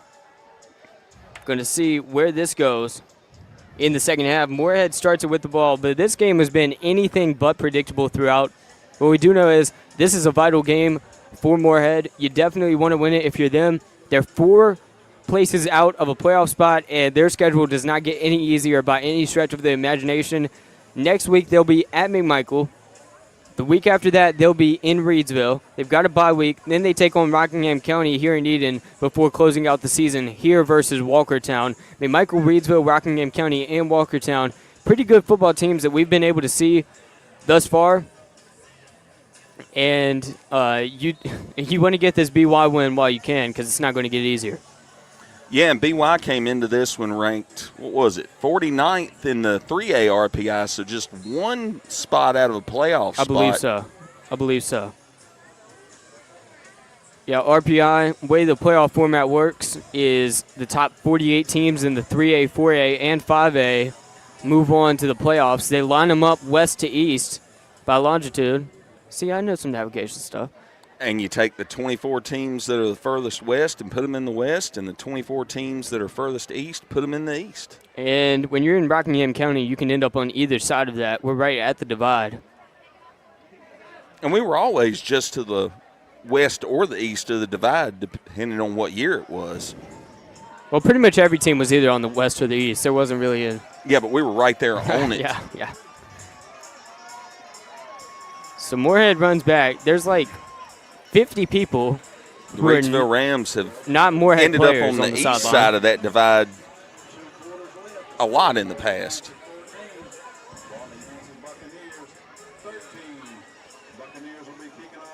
In the 3A in Rockingham County is McMichael. Morehead and Reidsville are the 4A teams, and then Rockingham County is the only 5A team in the Mid-State Conference and the only 5A team in Rockingham County.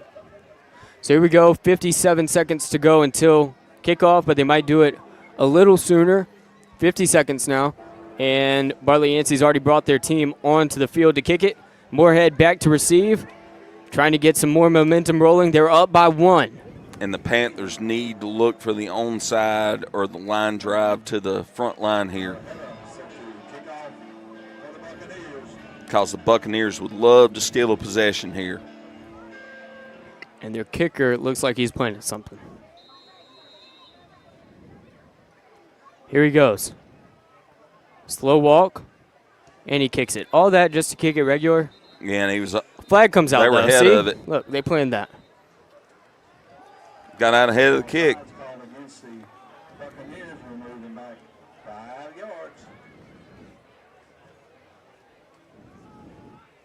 Genius. You get the penalty on purpose, and then you do the onside kick. They'll never know. We have seen stranger things. We really have. We saw nobody back to return on purpose. Every time they punted tonight. And then they blocked it twice. So, you just don't know. My brain hurts from trying to predict these things.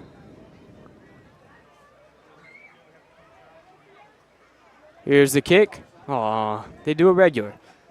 It bounces into the hands of a Morehead returning at the 20-yard line. He rolls to his right, jukes one defender, gets to the 35 before being brought face down. Mask.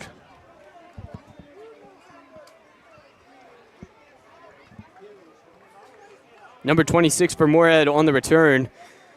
Not a bad one. Gets to about the 34. I think that was McCorkle, 28. 15-yard return. 11:50 to play in the third quarter. Oh, it was number 88, Uriah Hairston. As usual, me and Hatley were both wrong. Morehead at their own 35. They've got a wingback, a halfback, a split in, 2 receivers on the near side. Here's the snap, handoff, rolling to his left, end run, splits back inside, and gets about 4 yards. That's Giles.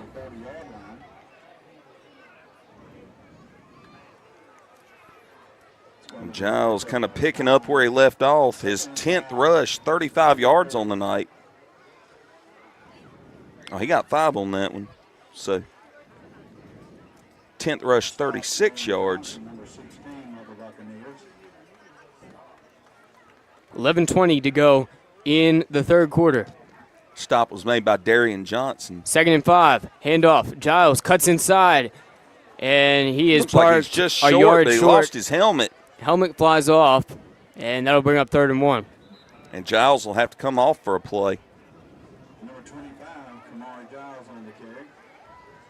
58 seconds into the second half. Morehead with the ball, and they really want to take advantage of receiving the second half kickoff. They are 1.5 yards shy of that first down. They break the huddle. Again, going with the 2 receivers near side. A-back on the right side, split into the left, and a halfback. Gord takes the snap high. He hands it off to number 40, who pushes through. He gets the first down, and he gets to the 50-yard line. Good counter play for 6 yards by Perkins there. Perkins on the carry. First down for the Panthers, and he advances the ball out to the 50. And on the stop, number 3, Monroe Pike.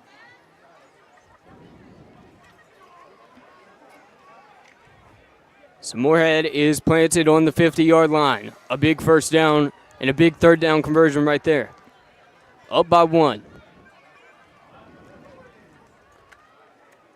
Gord, motion in the backfield, takes a snap, throws it to Judson Freeze, who rolls to his right on the jet sweep and pummels into somebody, taking him head on. And I think he scored the first down. That's a gain of 10.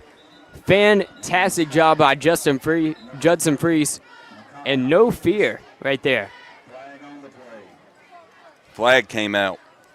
His brother Hayden, recently drafted by the Atlanta Braves. 9:59 to go in the third quarter as we wait to hear the signal from the ref.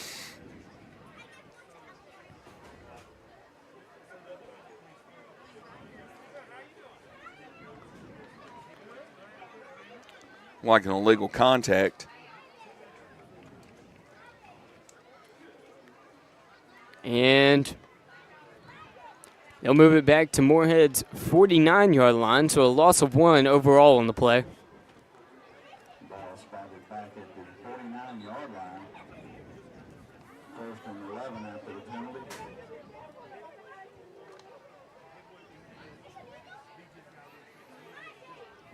Well, a gain of 14 and a 15-yard penalty makes it 1st and 11. Split setback. 2 receivers far side, 1 receiver near side. Will Gord takes it 7 yards back. He hands it off to Perkins, who goes and drives to about the 46-yard line. He's the one who had the 51-yard touchdown to snatch the lead from Bartlett Yancey at the end of the first half, making it 3rd and manageable after the handoff to Perkins. That'll be 2nd down and 5. My bad. Well, there's a 3 on the marker, so I think it's 3rd and 5.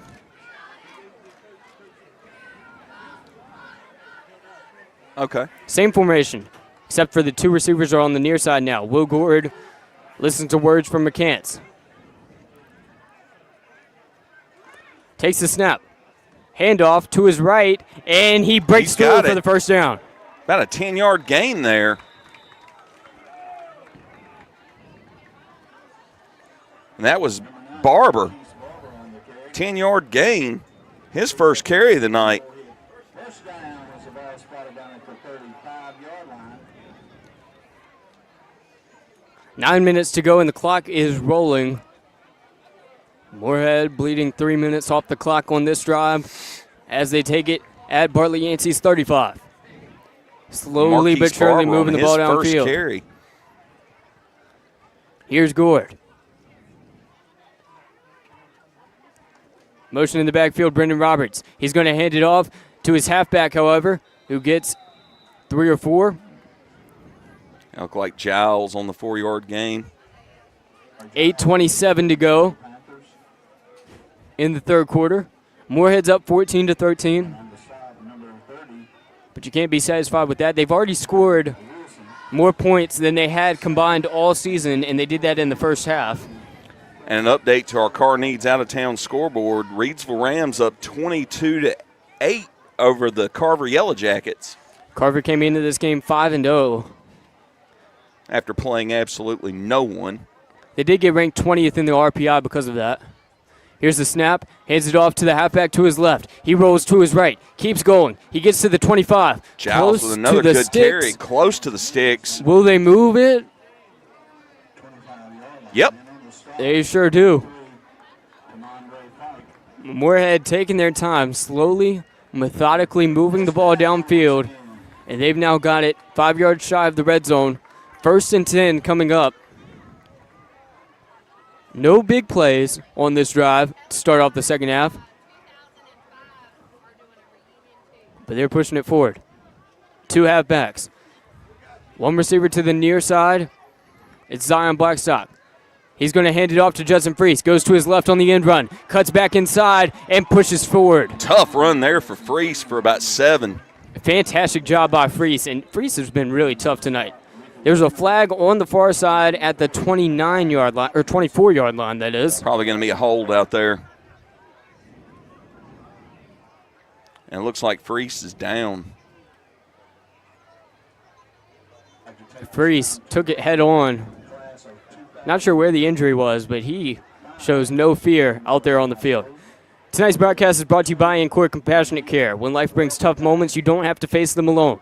Ancora Compassionate Care has been part of this community since 1987, offering serious illness care, hospice care, and now compassionate support through their counseling center. Their mission is simple, to be a supportive presence for life's journey.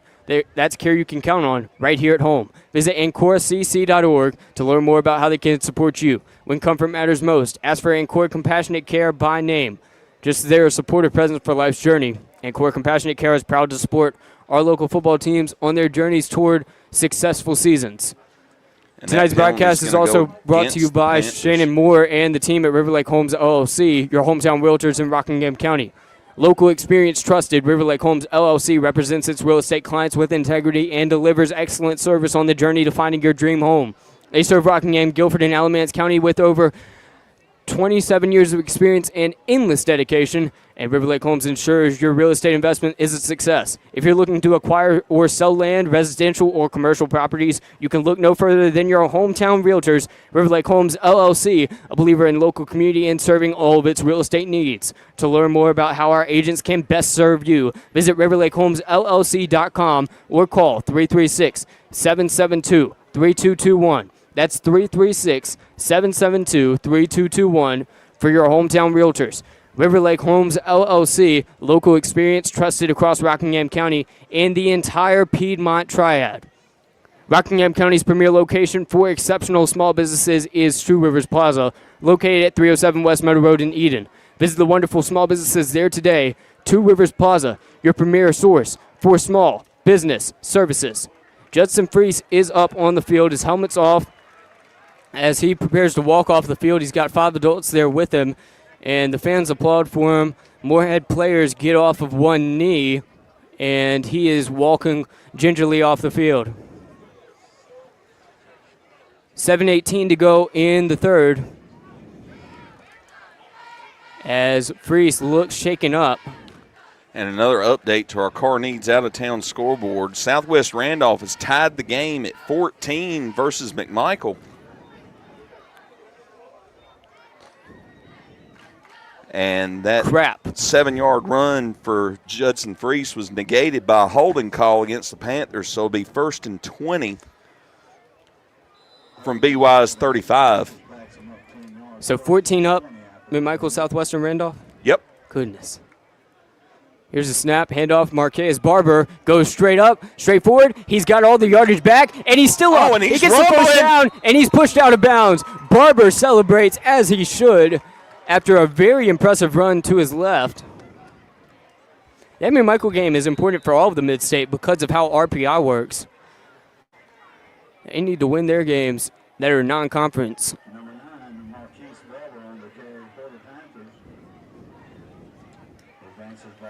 A 22-yard carry for Barber and a 1st down. 7:03 to go in the third as Morehead walks off the field. Is this a timeout? Yeah, we got an injury back at about the 37. Morehead player down. Tonight's broadcast is brought to you by Circle Drive in Eden, serving the best hot dogs in Rockingham County for over 50 years. Located at 111 Boone Road in Eden, Circle Drive-In is your home for fast and friendly service and an all-American meal. Stop by our old-style drive-in for a delicious cheeseburger, crinkle-cut fries, and top your meal off with a milkshake or banana split.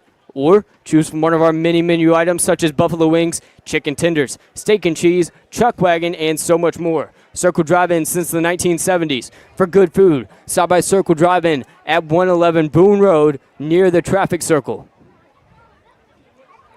Looking for a fresh ice and water option that is ready when you are? Kooler Ice is county-wide. Find fresh ice and water at Little Caesars Pizza in Mayodan, 6734 NC 135 across from Walmart. Visit our local Kooler Ice dispenser at Schul's Home, 1635 Freeway Drive in Reedsville. And for all your ice and water needs, you can also find us at Penrose Car Wash in Reedsville, located at 1509 South Scale Street, or Two Rivers Plaza in Eden, located at 307 West Meadow Road. Get Kooler Ice. Great tasting fresh ice available 24/7 at all 4 locations, 16 pounds or 32 pounds, plus premium water by the gallon or 5 gallons.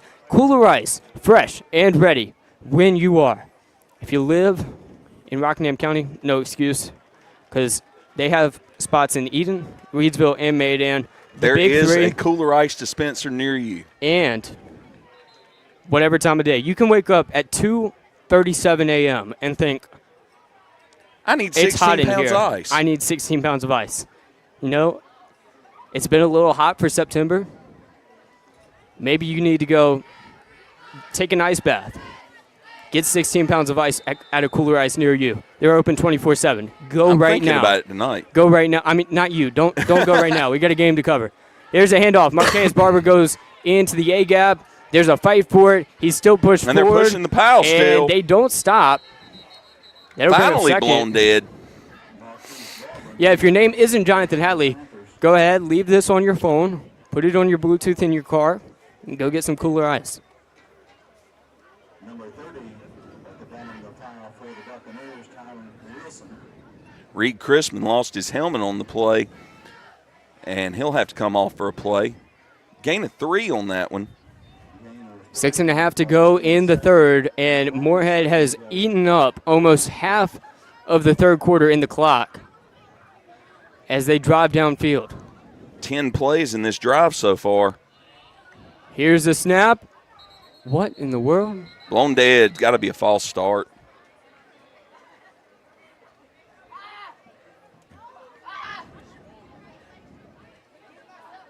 Whistle blows, false start. False start charge to the Panthers.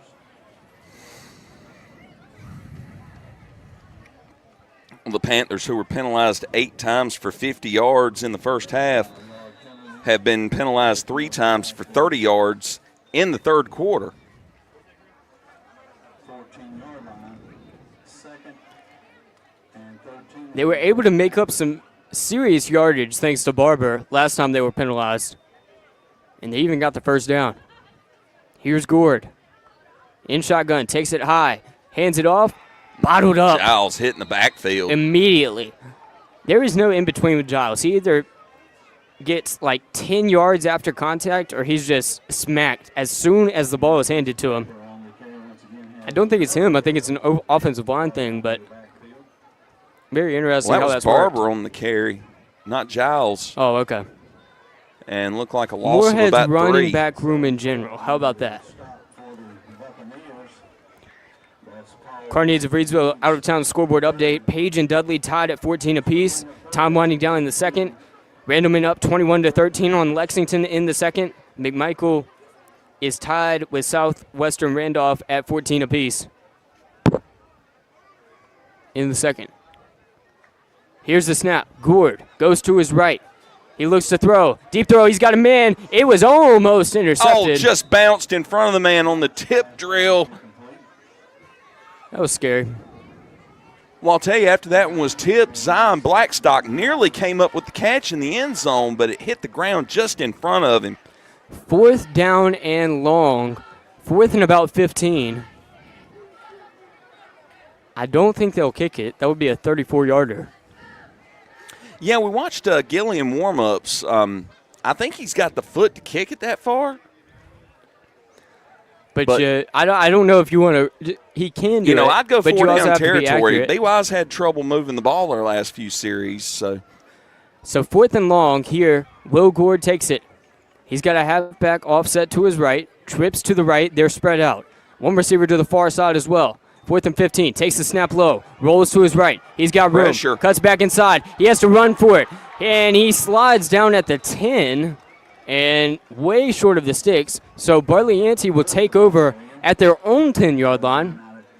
Morehead, after 7 minutes and 12 seconds, comes up empty on the first drive of the second half. They're up by 1 point. BY takes over at their own 10. So, I mean, just treat it as a really good punt. Kearney's Reedsville out-of-town scoreboard update from Melita Hatley in the comments.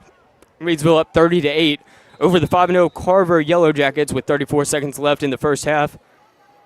Those two Bartlett teams Yancey are will face an 89-yard field to cover.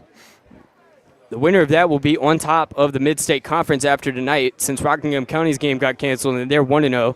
So winner of Reedsville Carver is the only 2-0 team in the conference. Here's the snap. Fakes the handoff. Goes to his right. It's Nunley Mayo, and he has to slide after a gain of about 2. Not much there.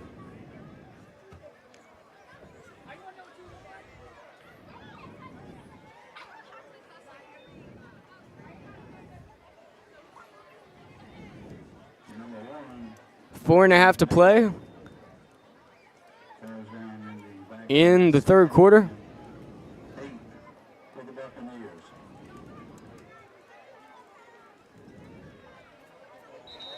Offsides, potentially. Yep.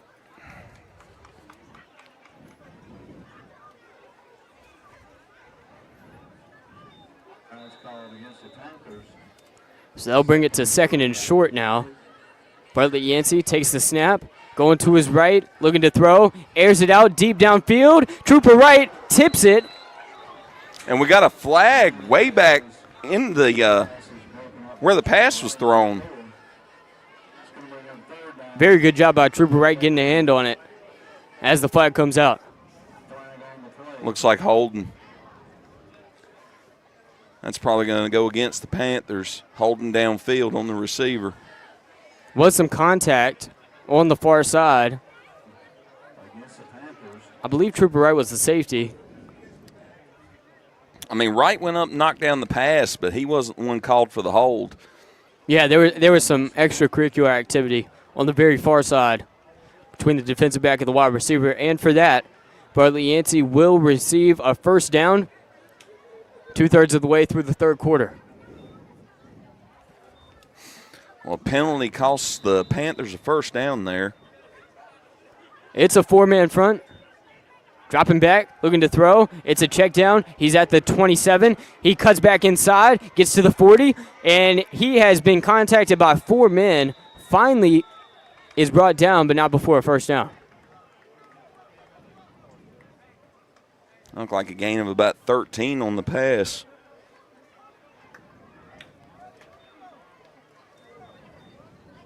Haley on the reception for the Buccaneers. Haley with the catch from Numbers 73, 7, Brock Blizzard, along with number 3, Nunley Quick Mayo. throw as he is rushed by Brendan Roberts, and nobody is able to come up with it. 2nd and 10 coming up as they approach midfield.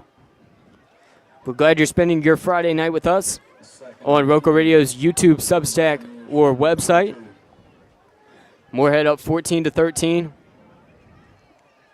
on Bartlett Yancey. 3:39 to play in the third. Well, at halftime on our Car Needs Out-of-Town scoreboard, the Reedsville Rams leading 30-8 over the Carver Yellow Jackets, and Reedsville will receive the ball in the second half. Here's a run by Bartlett Yancey up the gut. Mows down a man. Keeps going. Makes another one miss. He's finally brought down. It takes 2 people. He gets to the 16-yard line, and that is highlight reel level stuff.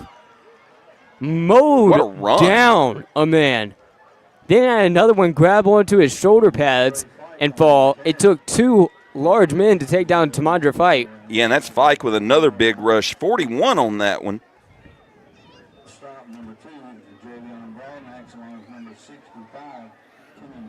And that's going to put Fike up over 100 yards on the night. At Morehead's 17-yard line. Pistol formation. And on an offsides. Trying to cheat up too quick, guys.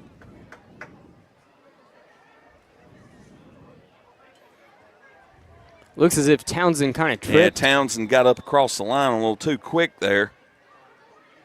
It was a good strategy. I think he just kind of lost a hold of his cleat. He was trying to anticipate the snap count. Pistol formation, takes the snap, hands it off to his left. No, he doesn't. He fakes it, rolls to his left, and is brought down by number 65, who was in the area, kind of slid, but Kenan Jones ultimately brings him down. That makes it second down and short. Looked like no gain on the play. Brought down by number 65, Kenan Jones.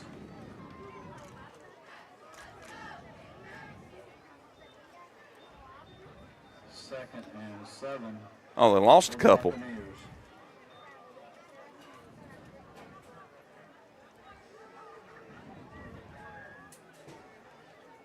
Here's the snap.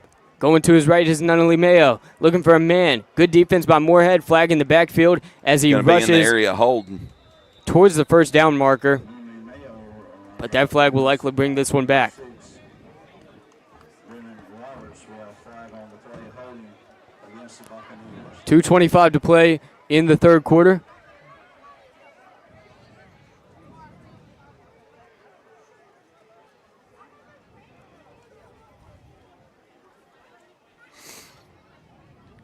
And mark off 10 yards.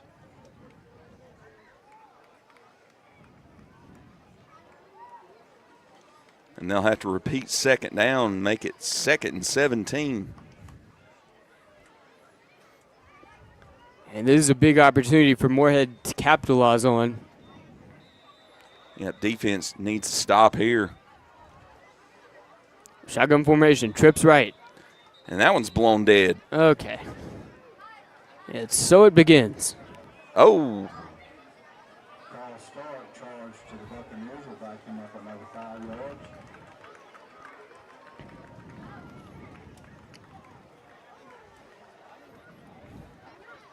well, make it 2nd and 22 from Morehead's 29 now. They're at the 29-yard line.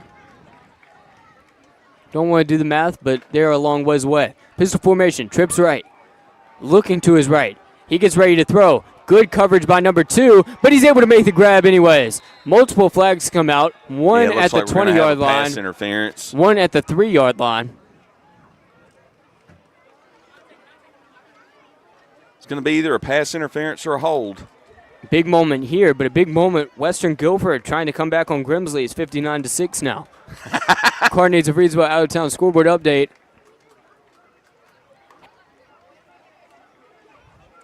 And more yellow laundry on the field.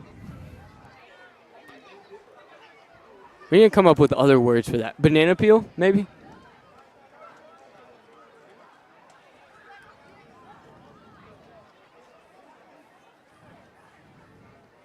Is Bartlett Yancey backing up even more?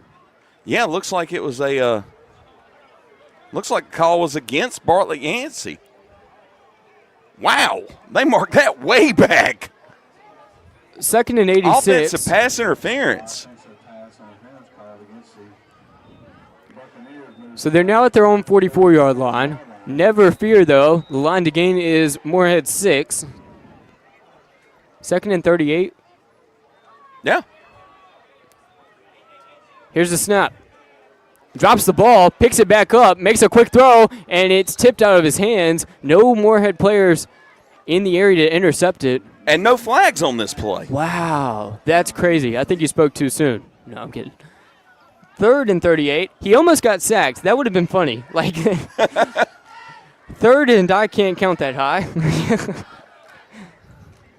down for the Buccaneers from the 39.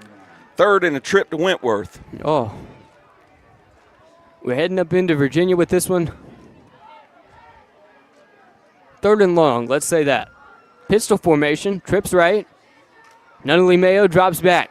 Goes through his progressions, short throw, check down, and it drops at the 35 through the fingers of his receiver. And more laundry on the field.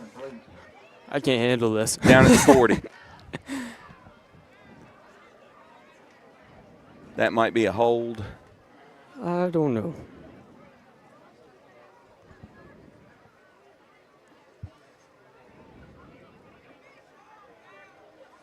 It's a hold against the Panthers. Against the Panthers, going to move the ball up the field. Ball How many flags have there been, not on this drive, but on this set of plays, on the first 3 downs?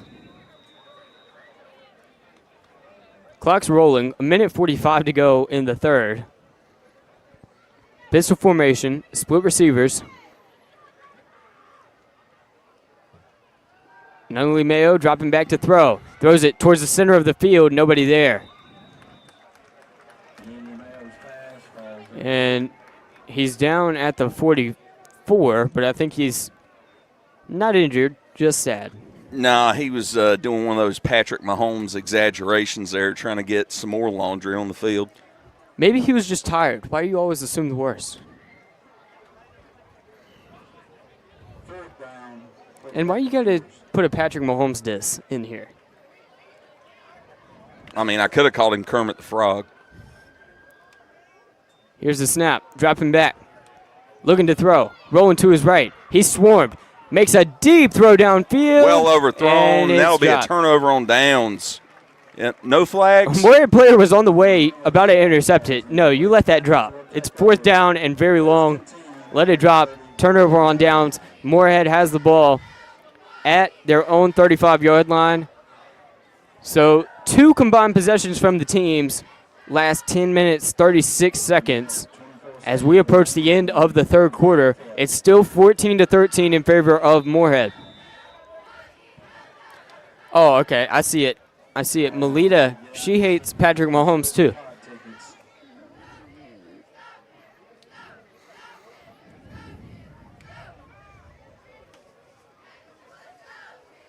Here's the snap.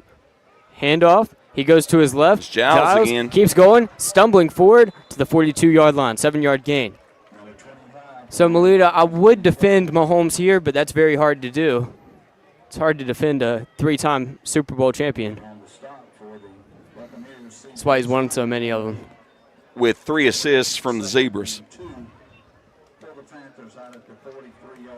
Prove it. They fired guys over it. How much more proof do you need? If it was fixed, they wouldn't have fired him. They would have fired him because they lost last year. That's what they would have fired him for. That's the reason they lost. Well, that and the fact that the Eagles just absolutely trashed them. Here's the snap. Takes it. Hands it off. Going to his left. Rolling forward to midfield before being taken down. And that was it's a first Perkins down. on the carry.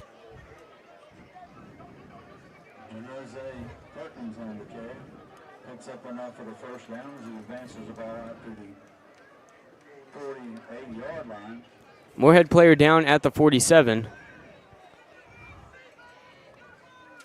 think he's got a cramp. Timeout called. Well, they helped him up. It looked by like the it referees. Was Rolando Alcantar. Team captain for Morehead. Important player. Tonight's broadcast brought to you by Circle Driving in Eden, serving the best hot dogs in Rockingham County for over 50 years. Located at 111 Boone Road in Eden, Circle Driving is your home for fast and friendly service and an all-American meal. Stop by our old-style drive-in for a delicious cheeseburger, crinkle cut fries, chicken wings, steak and cheese, chuck wagon, and so much more. Circle Driving since the 1970s. For good food, stop by Circle Driving at 111 Boone Road near the traffic circle. Once again, going 20 personnel, 3 receiver set. Clock rolling. 10 seconds to go in the third. Morehead not running anything yet. They might take this into the fourth quarter, maybe. Gord trying to draw him off sides, doesn't do that. Walks back over, and we end quarter number 3. Morehead up 14-13 on their own 47. 1st and 10 as they drive downfield. Tonight's broadcast is brought to you by Ancora Compassionate Care. When life brings tough moments, you don't have to face them alone.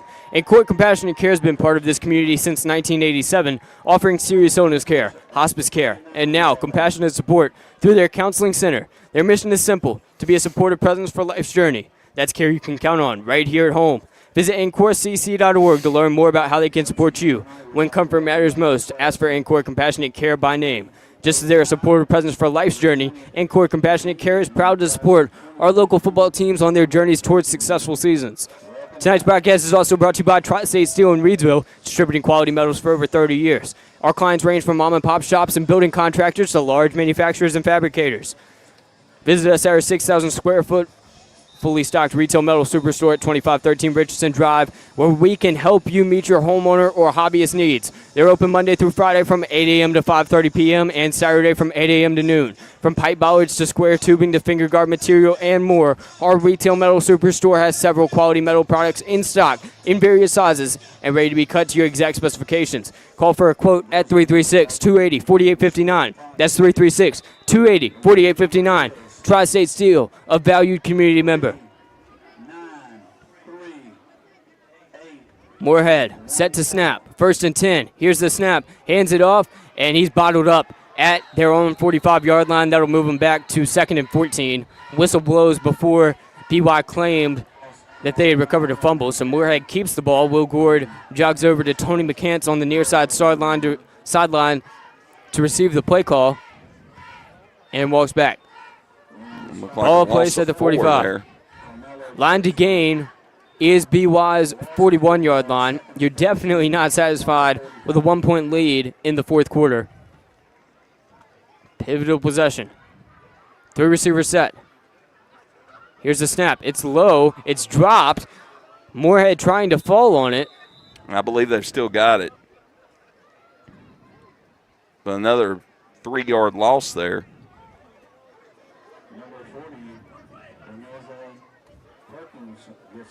11:05 to go in the fourth.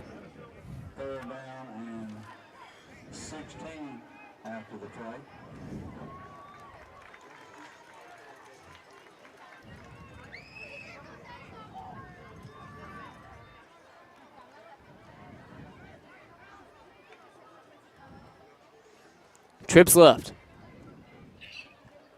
Here's the snap. Rolling to his left, looking to throw, cuts back inside, goes straight into a massive man, and still pushes forward. He somehow got yardage. We got flags. Flag comes out at the tail end of the play, perhaps after the play. With 10.5 to go.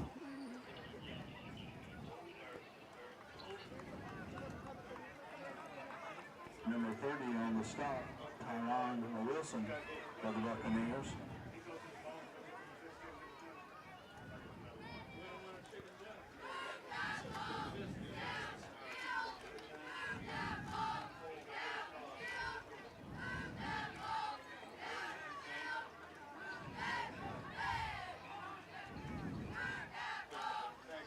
So Morehead has to bring the punt unit on as they face a 4th and long from their own 45. 10.5 to go. They're up 14-13.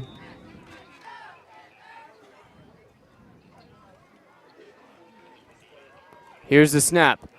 He receives it at the 39, punts it. It's really high. It drops at the 40, and it's stopped by Zion Blackstock at the 42. Didn't even reach the first down line. 15-yard punt. So Bartlett Yancey takes over less than 60 yards to go. Their longest touchdown of the night with a 68-yard touchdown run early in the first quarter. They're down by 1 point as they take over on their own side of the field.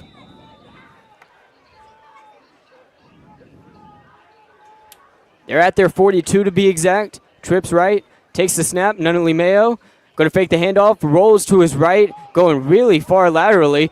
Slides, flag comes in. Judson Freeze went down on him. I think the flag came out after the before the hit. Yeah, I think they were saying that Nunnally Mayo was giving himself up. But I wasn't sure. It looked like the flag came out before Freeze had tried to tackle him. No, we got a hold. And it's charged against Bartlett Yancey. They move backwards. If BYU loses this game, they're going to look back on it, and be sickened by the amount of penalties in such a close game as this.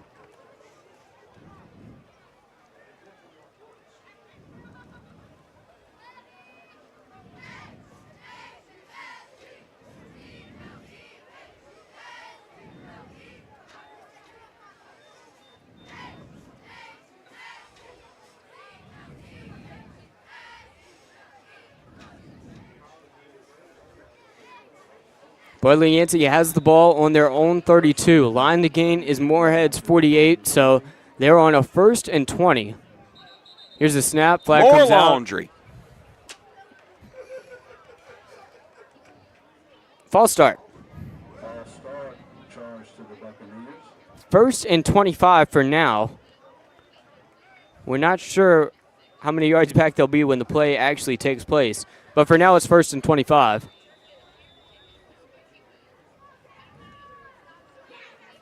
He takes the snap. No penalty yet. Wow. Makes a short throw to the 25. He goes to his left, makes one defender miss. Trooper right trying to bring him down. Another man comes in as well. That's number 75. Sammy Scales coming in to help him tackle him as well at the 36. Like a gain of about 9. 2nd down and 16 as Bartlett Yancey moves left to right. They're wearing their orange helmets. Got a gray Buccaneer with the crossed swords on it. White uniforms. Orange numbers. Navy lining and navy pants. Morehead wearing red uniforms, white helmets with their North Carolina logo. 5 receivers set for BY as they face the 2nd and long. Taking his time, doesn't even move. Makes a short throw, but he's behind the sticks. No gain.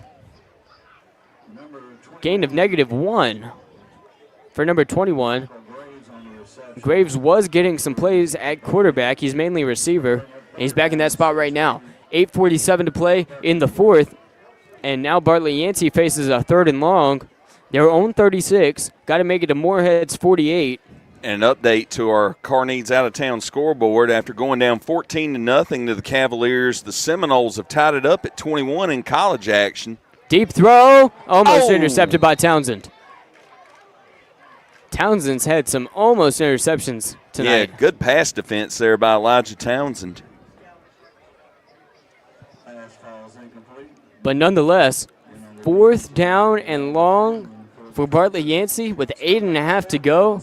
Morehead had a very long drive to start off the 3rd quarter, so they can really eat some time off the clock. They've shown that, and now it looks like Bartlett Yancey will have to punt.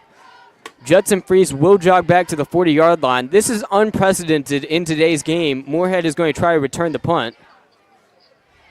Here's the punt. It's way high. And they got him for roughing the kicker.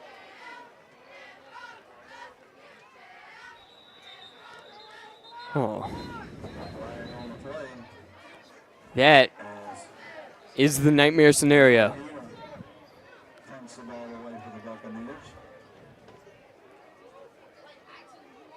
Nightmare scenario. Roughing the kicker. And an automatic 1st down.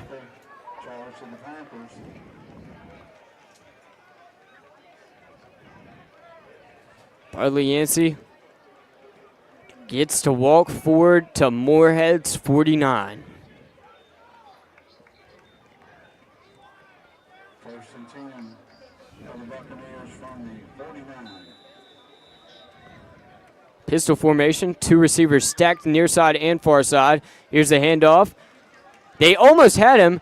He is slippery as soap, and he goes to the left before being brought down on the far side of the field. They're going to have to tie a rope to him. Tie his shoelaces together. Do something. That wouldn't be a bad idea. I don't know if that's against the rules or how you do that. Sneak into the huddle. I guess so. Gain of 8. I think untying the shoes will be a better strategy. I like that. Pistol formation. Ball is dropped. Ball's down. Quarterback tries to pick it up. I don't think he has it. Maybe he got under it now. I believe BY's still got it. The white and orange come up with it. So loss of about 6 there. With 7:18 to play in the 4th. Bringing up a 3rd and long. Got to make it to Morehead's 38. Pistol formation. They have an A-back on the left side. Home receiver near side. Here's the handoff. He goes towards the middle, and Tamandre Fike gets about 3 yards. Gain of 3. That's a play you call if you're in 4-down territory. I think they're on 4th and 4, and they're probably going to go for it.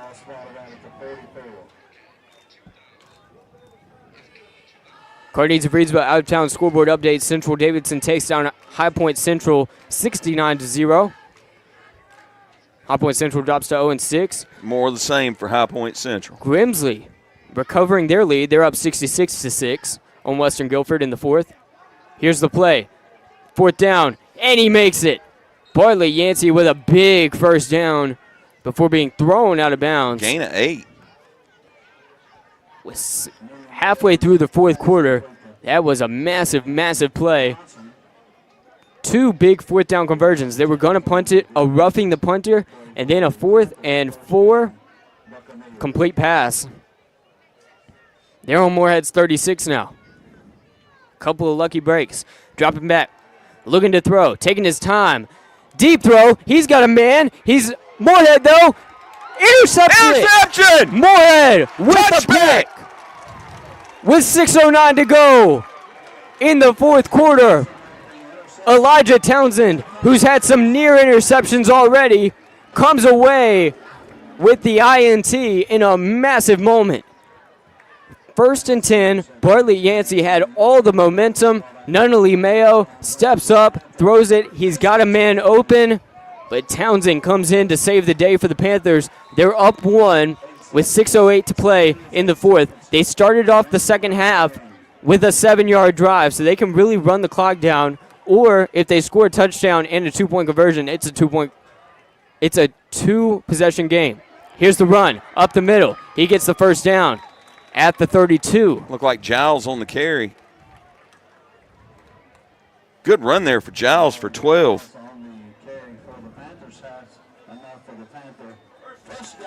6 minutes to go. We've officially reached the halfway point in the 4th quarter.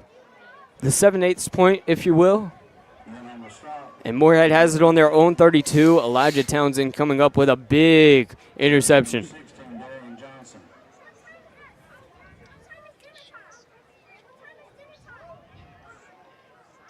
Two halfbacks, 3 receiver set. Here's the snap. Handoff goes to his left. It's number 40, Perkins, who gets 3 yards before his forward motion is stopped.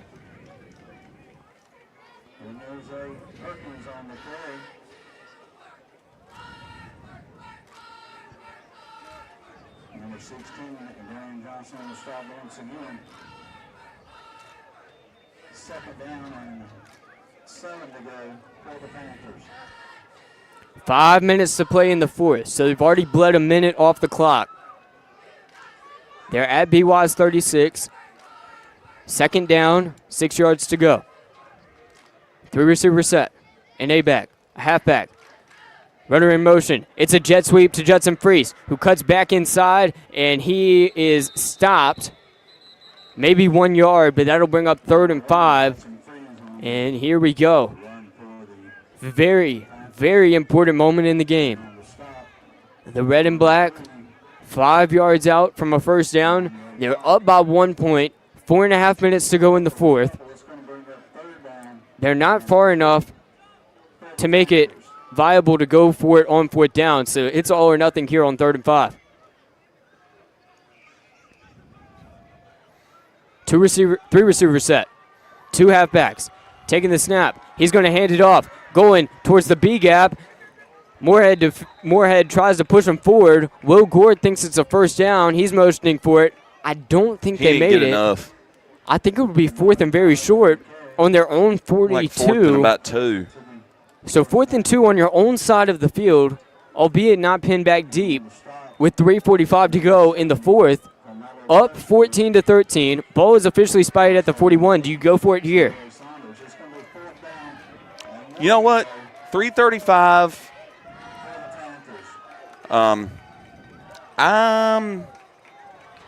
Your defense has stepped up all night. They break the huddle. Are they going to go for it? They're going to go for it. I'd probably punt, but they don't snap it yet. I know. Trying to draw him off sides. Bartlett Yancey's had issues with penalties tonight.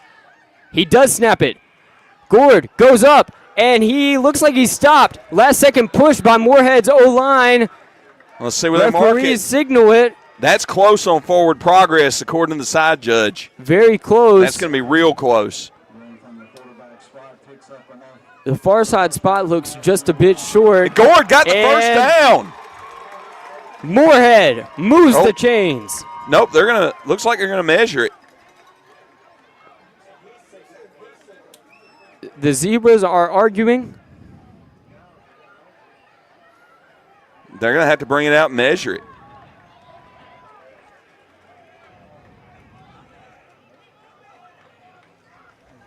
Here comes the chain gang. And an update to our Car Needs Out of Town scoreboard. Halftime score for McMichael. McMichael up 20-14 over Southwest Randolph. And the Panthers have got it. Morehead and by about a Bartlett half Yancey a football. And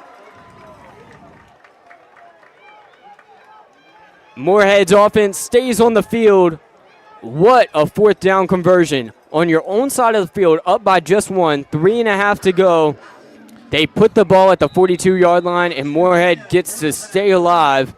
Gutsy call by Coach McCants. And it pays off. A gutsy run by Gord to get just enough. And, well, we got to give credit to the O-line, too, pushing him forward, making sure that this first down was achievable. 3-receiver set. Here's Gordon shotgun. Bartlett Yancey showing blitz. Here's the handoff. Going to his left. Cuts back inside. It's Giles. He gets 5 or 6 yards. 3 or 4. Oh, we got a little chippy action. Flag comes flying out. Lots of emotions after That looked like it was against Morehead's conversion. Number 8, C.J. Saunders.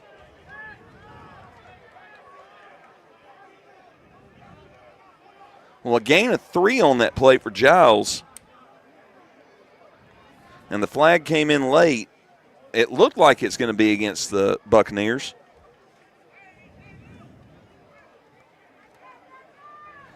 A little pushing and shoving, extracurricular activity after the play was blown dead.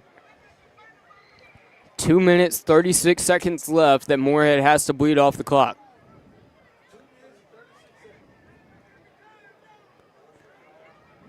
And unnecessary roughness against the Buccaneers. That's going to cost them 15 and a first down. Car Needs of Breedsville scoreboard update after this pivotal first down.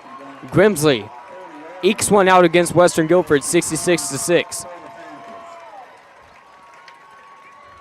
2 minutes, 36 seconds left. They've been running the ball with ease, and they're trying to run the clock down as much as they can. They're 40 yards out. I'll tell you, I'd use every bit of that play clock. I'm not sure how many timeouts BY has.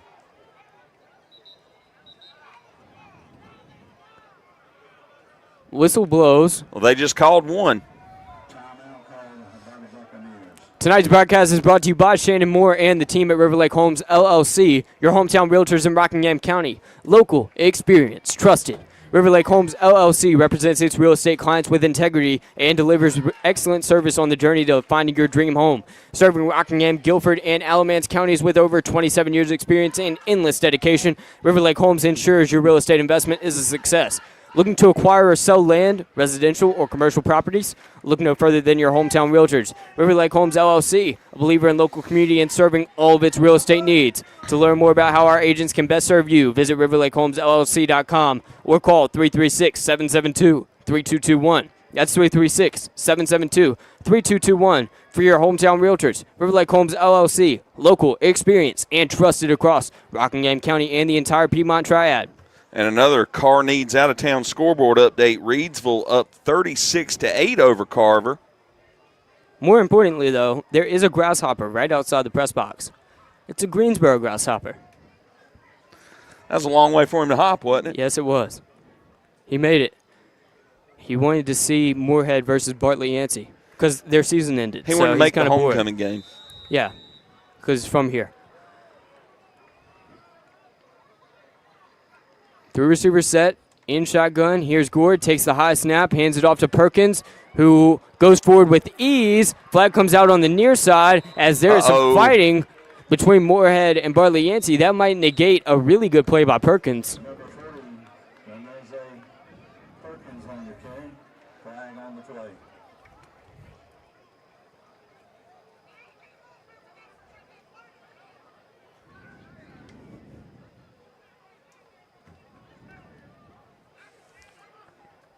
Well, a gain of 6.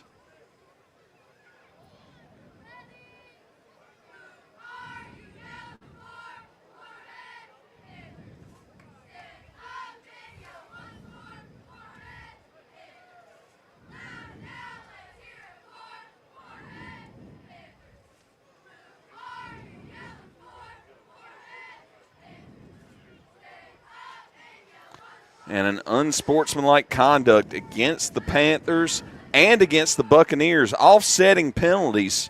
2 minutes, 32 seconds left on the clock. Morehead so the up by 6-yard 1. rush for Perkins will stand.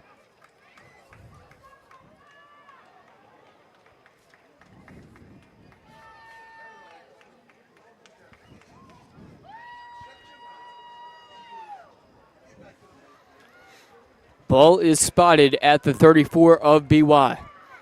And things have gotten chippy here late.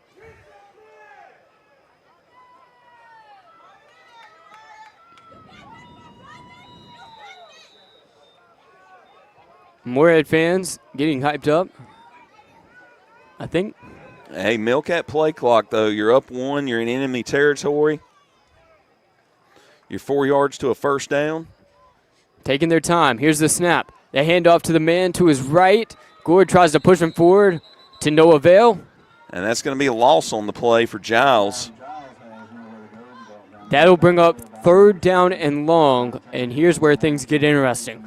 They're out of field goal range, so presumably you're in 4-down territory. A minute absolutely. 55 to go in the 4th. You're up by 1 point.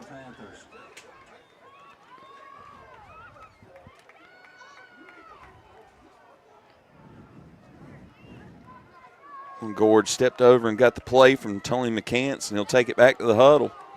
97 seconds to play. No rush. Morehead breaks the huddle. 2 receivers near side, 1 far side. Split setback. 5 yards away from a first down that would win the game.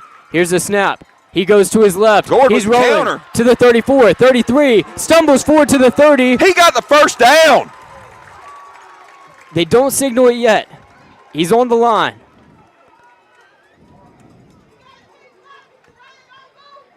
Morehead fans erupted, and they move the sticks. Morehead looks well on its way to a hard-fought first victory of the season on homecoming night. Ball spotted at the 30, line to gains the 20. And Morehead is hoping to improve to 1-1 in the conference. Whistle blows. We got timeout to the Bucks. BY calls timeout. Looking at the Carneys out-of-town scoreboard update. Grimsley beating Western Guilford 66-6. Central Davidson beating High Point Central 69-0. Last time we heard about Reedsville Carver, it was 30-8 in favor of Reedsville. Not sure if there's an update there. Yeah, 36-8 High Point Christian was up over 34-8. 36-8. Yep. So the way that the Mid-State Conference is looking to shake out after tonight's play, 2-0 Reedsville would be at the top. And Southwestern Randolph and McMichael are tied at 20. So 2-0 Reedsville would be at the top. Rockingham County would be second at 1-0. At 1-1 would be Morehead. Carver would be 1-1 as well, so they'd be at fourth. BY would drop to 0-1.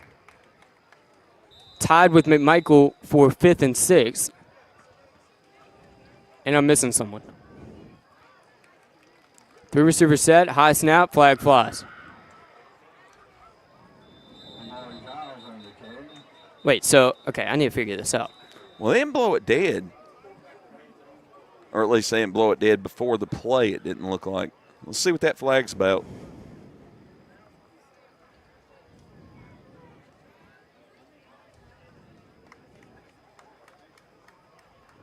Got an encroachment against the Bucks.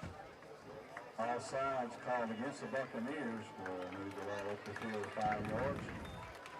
Morehead keeps moving along.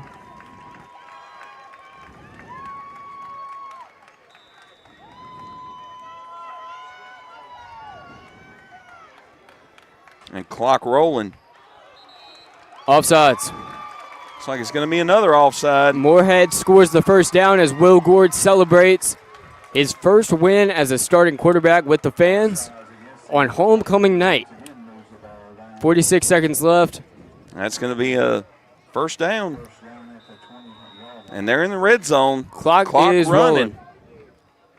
Way things are shaking out after tonight, Reedsville would be at the top at 2-0. Rockingham County would be second at 1-0 after their game with Walkertown was canceled. Morehead and Carver would be tied for third at 1-1 in the conference.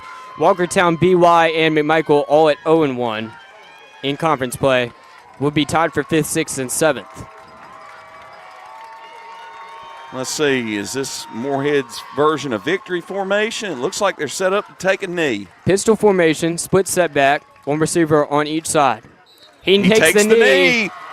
And the Morehead fans celebrate.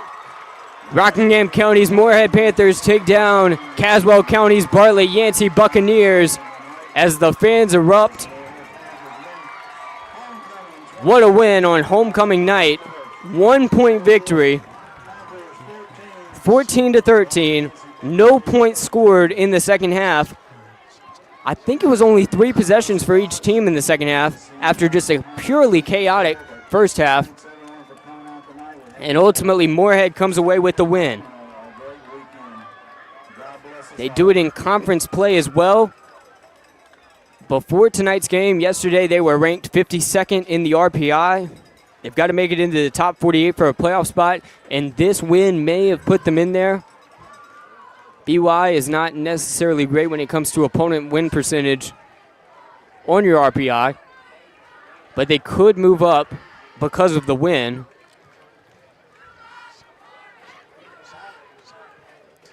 After 5 losses to start the season, Morehead gets their first win. They lost to Northeast Guilford here. The road trip, Providence Grove, Cummings, JF Webb, all losses. They lost here last week to Carver 28-0. But tonight, they score their most points of the season. They actually, coming into tonight, they had a combined 13 points scored all season. They scored 14 tonight, held Bartlett Yancey to 13, and they improved to 1-5 on the year. 1-1 in the conference after last week's loss to Carver. And the teams shake hands at midfield. Morehead can take a big sigh of relief after their win. The white helmets take down the orange helmets in a big game here in Eden. Got the Carneades of Reedsville out-of-town scoreboard before Hatley brings you some post-game stats and the Tri-State Steel player of the game.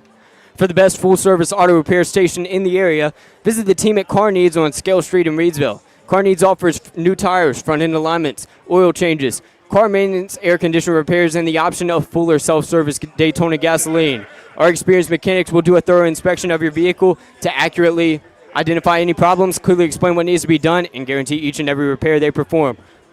Open Monday through Friday from 7 a.m. to 5 p.m. Carneades of Reedsville, we appreciate your business and are always available for you. Looking at the Mid-State Conference first, I have no clue what's happening with McMichael. Hatley, did you check that last? It was tied at 20 when I looked. McMichael in non-conference action against Southwestern Randolph, the last non-conference game played by a Mid-State Conference team, and Southwestern Randolph is 3-2, so this is a massive moment for their RPI as well. McMichael was firmly planted in a 3A playoff spot before tonight's action, and a win would catapult them to, I think, 3-3 on the season, or 3-2 on the season. Yeah, it'd be 3-2 on the season. After last week's loss to Rockingham County, they need to win tonight. So that's McMichael. Southwestern Randolph is going on. Reedsville and Carver, David Woods and Joe Dexter bringing you that call. Reedsville was up 36-8 last time we checked. Rockingham County versus Walkertown was canceled. Rockingham County 1-0 in the conference. Walkertown 0-1 in the conference. Not sure when that game will be replayed. Out-of-town scoreboard update. Out-of-county scoreboard update. Grimsley beat Western Guilford 66-6. Central Davidson beat High Point Central 69-0. Had a score on High Point Christian Academy beating Trinity Christian 34-8 in the third quarter. Not a final yet. Last time we checked at Page and Dudley, they were near halftime. It was 14 apiece. In the second quarter as well, Random and Lexington, but this was about an hour ago, so not sure what the scoreboard update on that is. But that's your Carneades of Reedsville out-of-town scoreboard update. And an update on that scoreboard update. Reidsville now up 44-8 over Carver.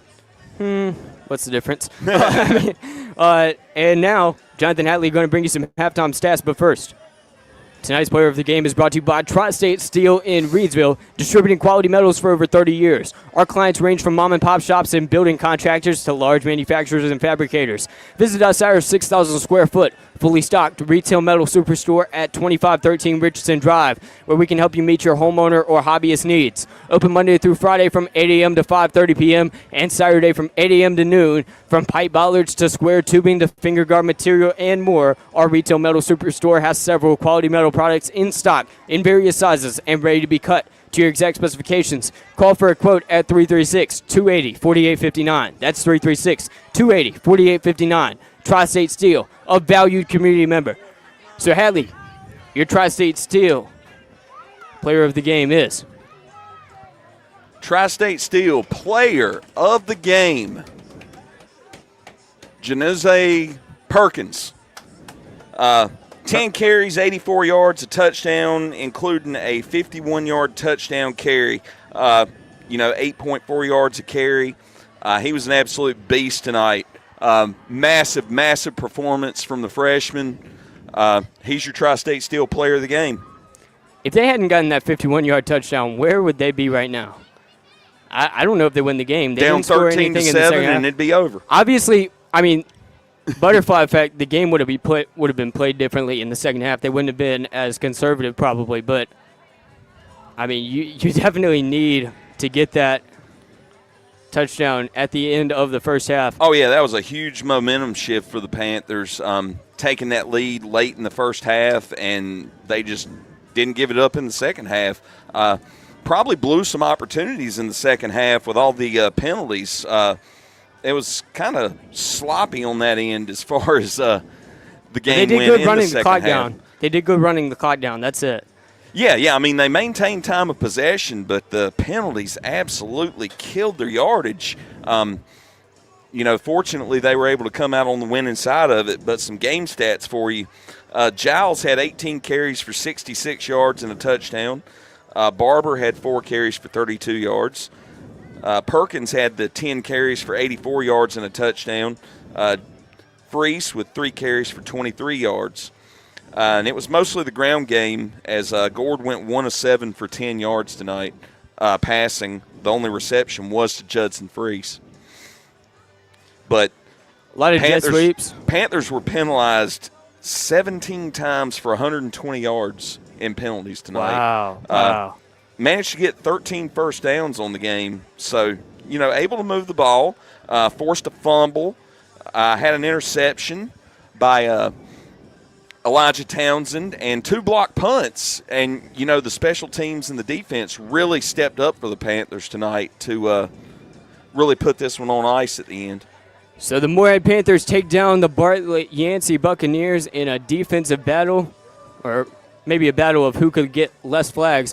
Battle of attrition. 14-13 in the first half at halftime, and it's 14-13 at the end of the game. Morehead improves to 1-5, first win of the season, first win in exactly 350 days. Bartlett Yancey still has not won an away game since September 15th of 2023. I can't even remember 2023. So it was a while back. 2 whole years since they've won an away game, and that continues here tonight. We're going to close this out with the Mid-State Conference. These aren't official, but I don't think Carver comes back from down 36 in the fourth quarter. I'd call that highly unlikely. Yeah. I'd give Reidsville a 75% chance, so we're going to go with it. Reidsville improves to 2-0 in the conference. They'd be ranked number 1. Rockingham County versus Walkertown got canceled due to weather, so they're at 1-0, and they're ranked 2nd in the conference. Morehead and Carver tied at 3rd in the conference apiece after Carver is going to lose tonight to Reidsville, but Carver beat Morehead, so we put Carver at number 3 because of head-to-head. Walkertown, Bartlett Yancey, and McMichael all at 0-1 in the conference because Walkertown's game got canceled. BY This was their first game back since the bye week last week, so they didn't play a conference game. And right now, McMichael is in a non-conference game against Southwestern Randolph, so that doesn't affect the mid-state conference game. Southwest Randolph now leading it 28-20, and an update from over in Carver. Southern Durham transfer Broadway is now in at quarterback for the Reidsville Rams, so he's getting some time in.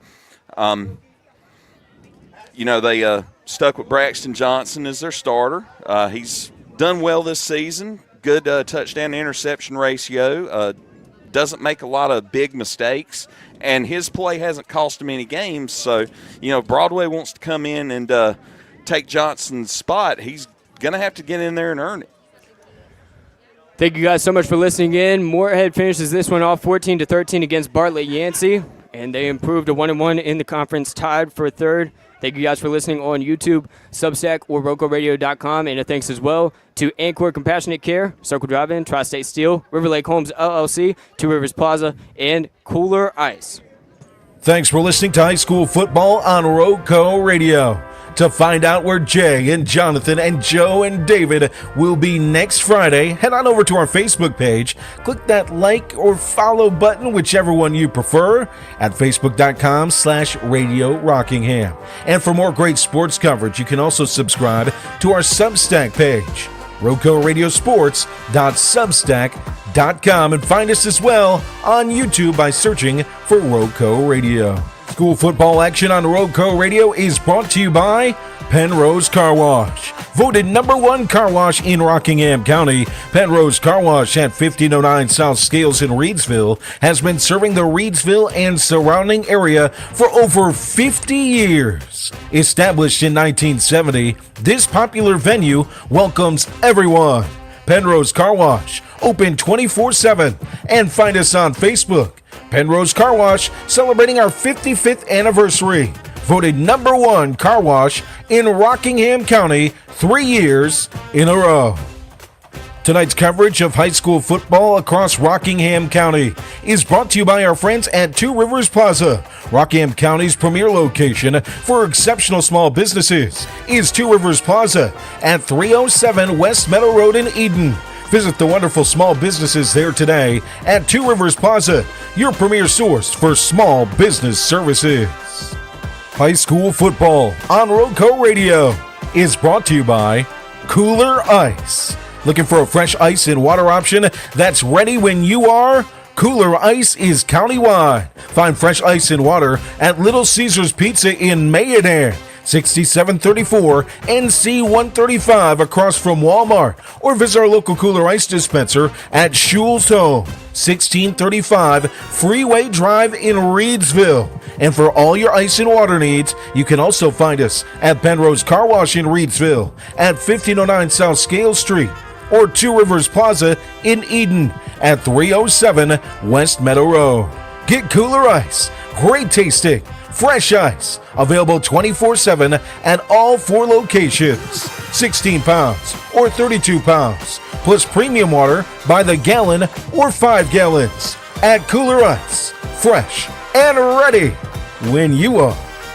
High school football coverage on Roco Radio is made possible thanks to support from Sandy Cross General Merchandise, serving the Sandy Cross community, Rockingham County, and surrounding areas of our beautiful Piedmont Triad since 1988. Rockingham County's community store at 164 Boyd Road in the Sandy Cross community of Rockingham County, celebrating our 37th anniversary. Stop by Sandy Cross General Merchandise for fresh ice and local pure brand gasoline with the cheapest price in Rockingham County for 93 non-ethanol. Sandy Cross General Merchandise is also your niece's sausage headquarters with great value for Rockingham County. To find out more about the Log Cabin Store, visit us on Facebook by searching Sandy Cross General Merchandise. High school football coverage on Roco Radio is made possible thanks to the wonderful team at Ancora Compassionate Care. When life brings you tough moments, you don't have to face them alone. Ancora Compassionate Care has been a part of this community since 1987, offering serious illness care, hospice care, and now compassionate support through their counseling center. Their mission is simple: to be a supportive presence for life's journey. That's care you can count on right here at home. Visit AncoraCC.org to learn more about how they can support you. When comfort matters most, ask for Ancora Compassionate Care by name, just as they are a supportive presence for life's journey. Ancora Compassionate Care is proud to support our local football teams on their journey towards successful seasons. Tonight's game is made possible thanks to Circle Drive-In in Eden, serving the best hot dogs in Rockingham County for over 50 years. Located at 111 Boone Road, Circle Drive-In is your home for fast and friendly service and an all-American meal. Stop by our old-style drive-in for a delicious cheeseburger, crinkle cut fries, and top your meal off with a milkshake or banana split. Or choose from one of our many menu items such as buffalo wings, chicken tenders, steak and cheese, the chuck wagon, and so much more at Circle Drive-In since the 1970s. For good food, stop by Circle Drive-In, 111 Boone Road, near the roundabout. High school sports coverage on Roco Radio is made possible thanks to our friends at Tri-State Steel in Reedsville, distributing quality metals for over 30 years. Our clients range from mom and pop shops and building contractors to large manufacturers and fabricators. Visit us at our 6,000 square foot, fully stocked retail metal superstore at 2513 Richardson Drive, where we can help you meet your homeowner or hobbyist needs. Open Monday through Friday from 8 a.m. till 5:30 p.m. and on Saturday from 8 a.m. till noon. From pipe bollards to square tubing to finger guard material and more, our retail metal superstore has several quality metal products in stock in various sizes and ready to be cut to your exact specifications. Call for a quote today at 336-280-4859. That's 336-280-4859 for Tri-State Steel, a valued community member. And tonight's coverage is brought to you by Shannon Moore and the team at River Lake Homes, LLC, your hometown realtors in Rockingham County and the official real estate agency of Roco Radio. Shannon Moore and the team at River Lake Homes, LLC is local, experienced, and trusted. River Lake Homes, LLC represents its real estate clients with integrity and delivers excellent service on the journey to finding your dream home. Serving Rockingham, Guilford, and Alamance counties with over 27 years experience and endless dedication, River Lake Homes ensures your real estate investment is a success. Looking to acquire or sell land, residential or commercial properties? Look no further than your hometown realtors, River Lake Homes, LLC, a believer in local community and serving all of its real estate needs. To learn more about how our agents can best serve you, visit riverlakehomesllc.com or call 336-772-3221. That's 336-772-3221 for your hometown realtors, River Lake Homes, LLC. Local, experienced, and trusted across Rockingham County and the entire Piedmont Triad. On behalf of my partners and friends, Jay Ramey and Jonathan Hatley, I want to thank you for supporting Roco Radio and our coverage of local sports. You can help us continue to do this by supporting our sponsors that make this coverage possible. Without them, we wouldn't be able to bring you this every Friday night, our softball coverage or baseball coverage, and as we look to expand to other sports in the upcoming years. Thank you for your support. Show your support continuously by supporting our local businesses. I wish everybody a great and wonderful weekend. We'll see you back on the airwaves another Friday upcoming for high school football under the lights on Friday night, right here on Roco Radio.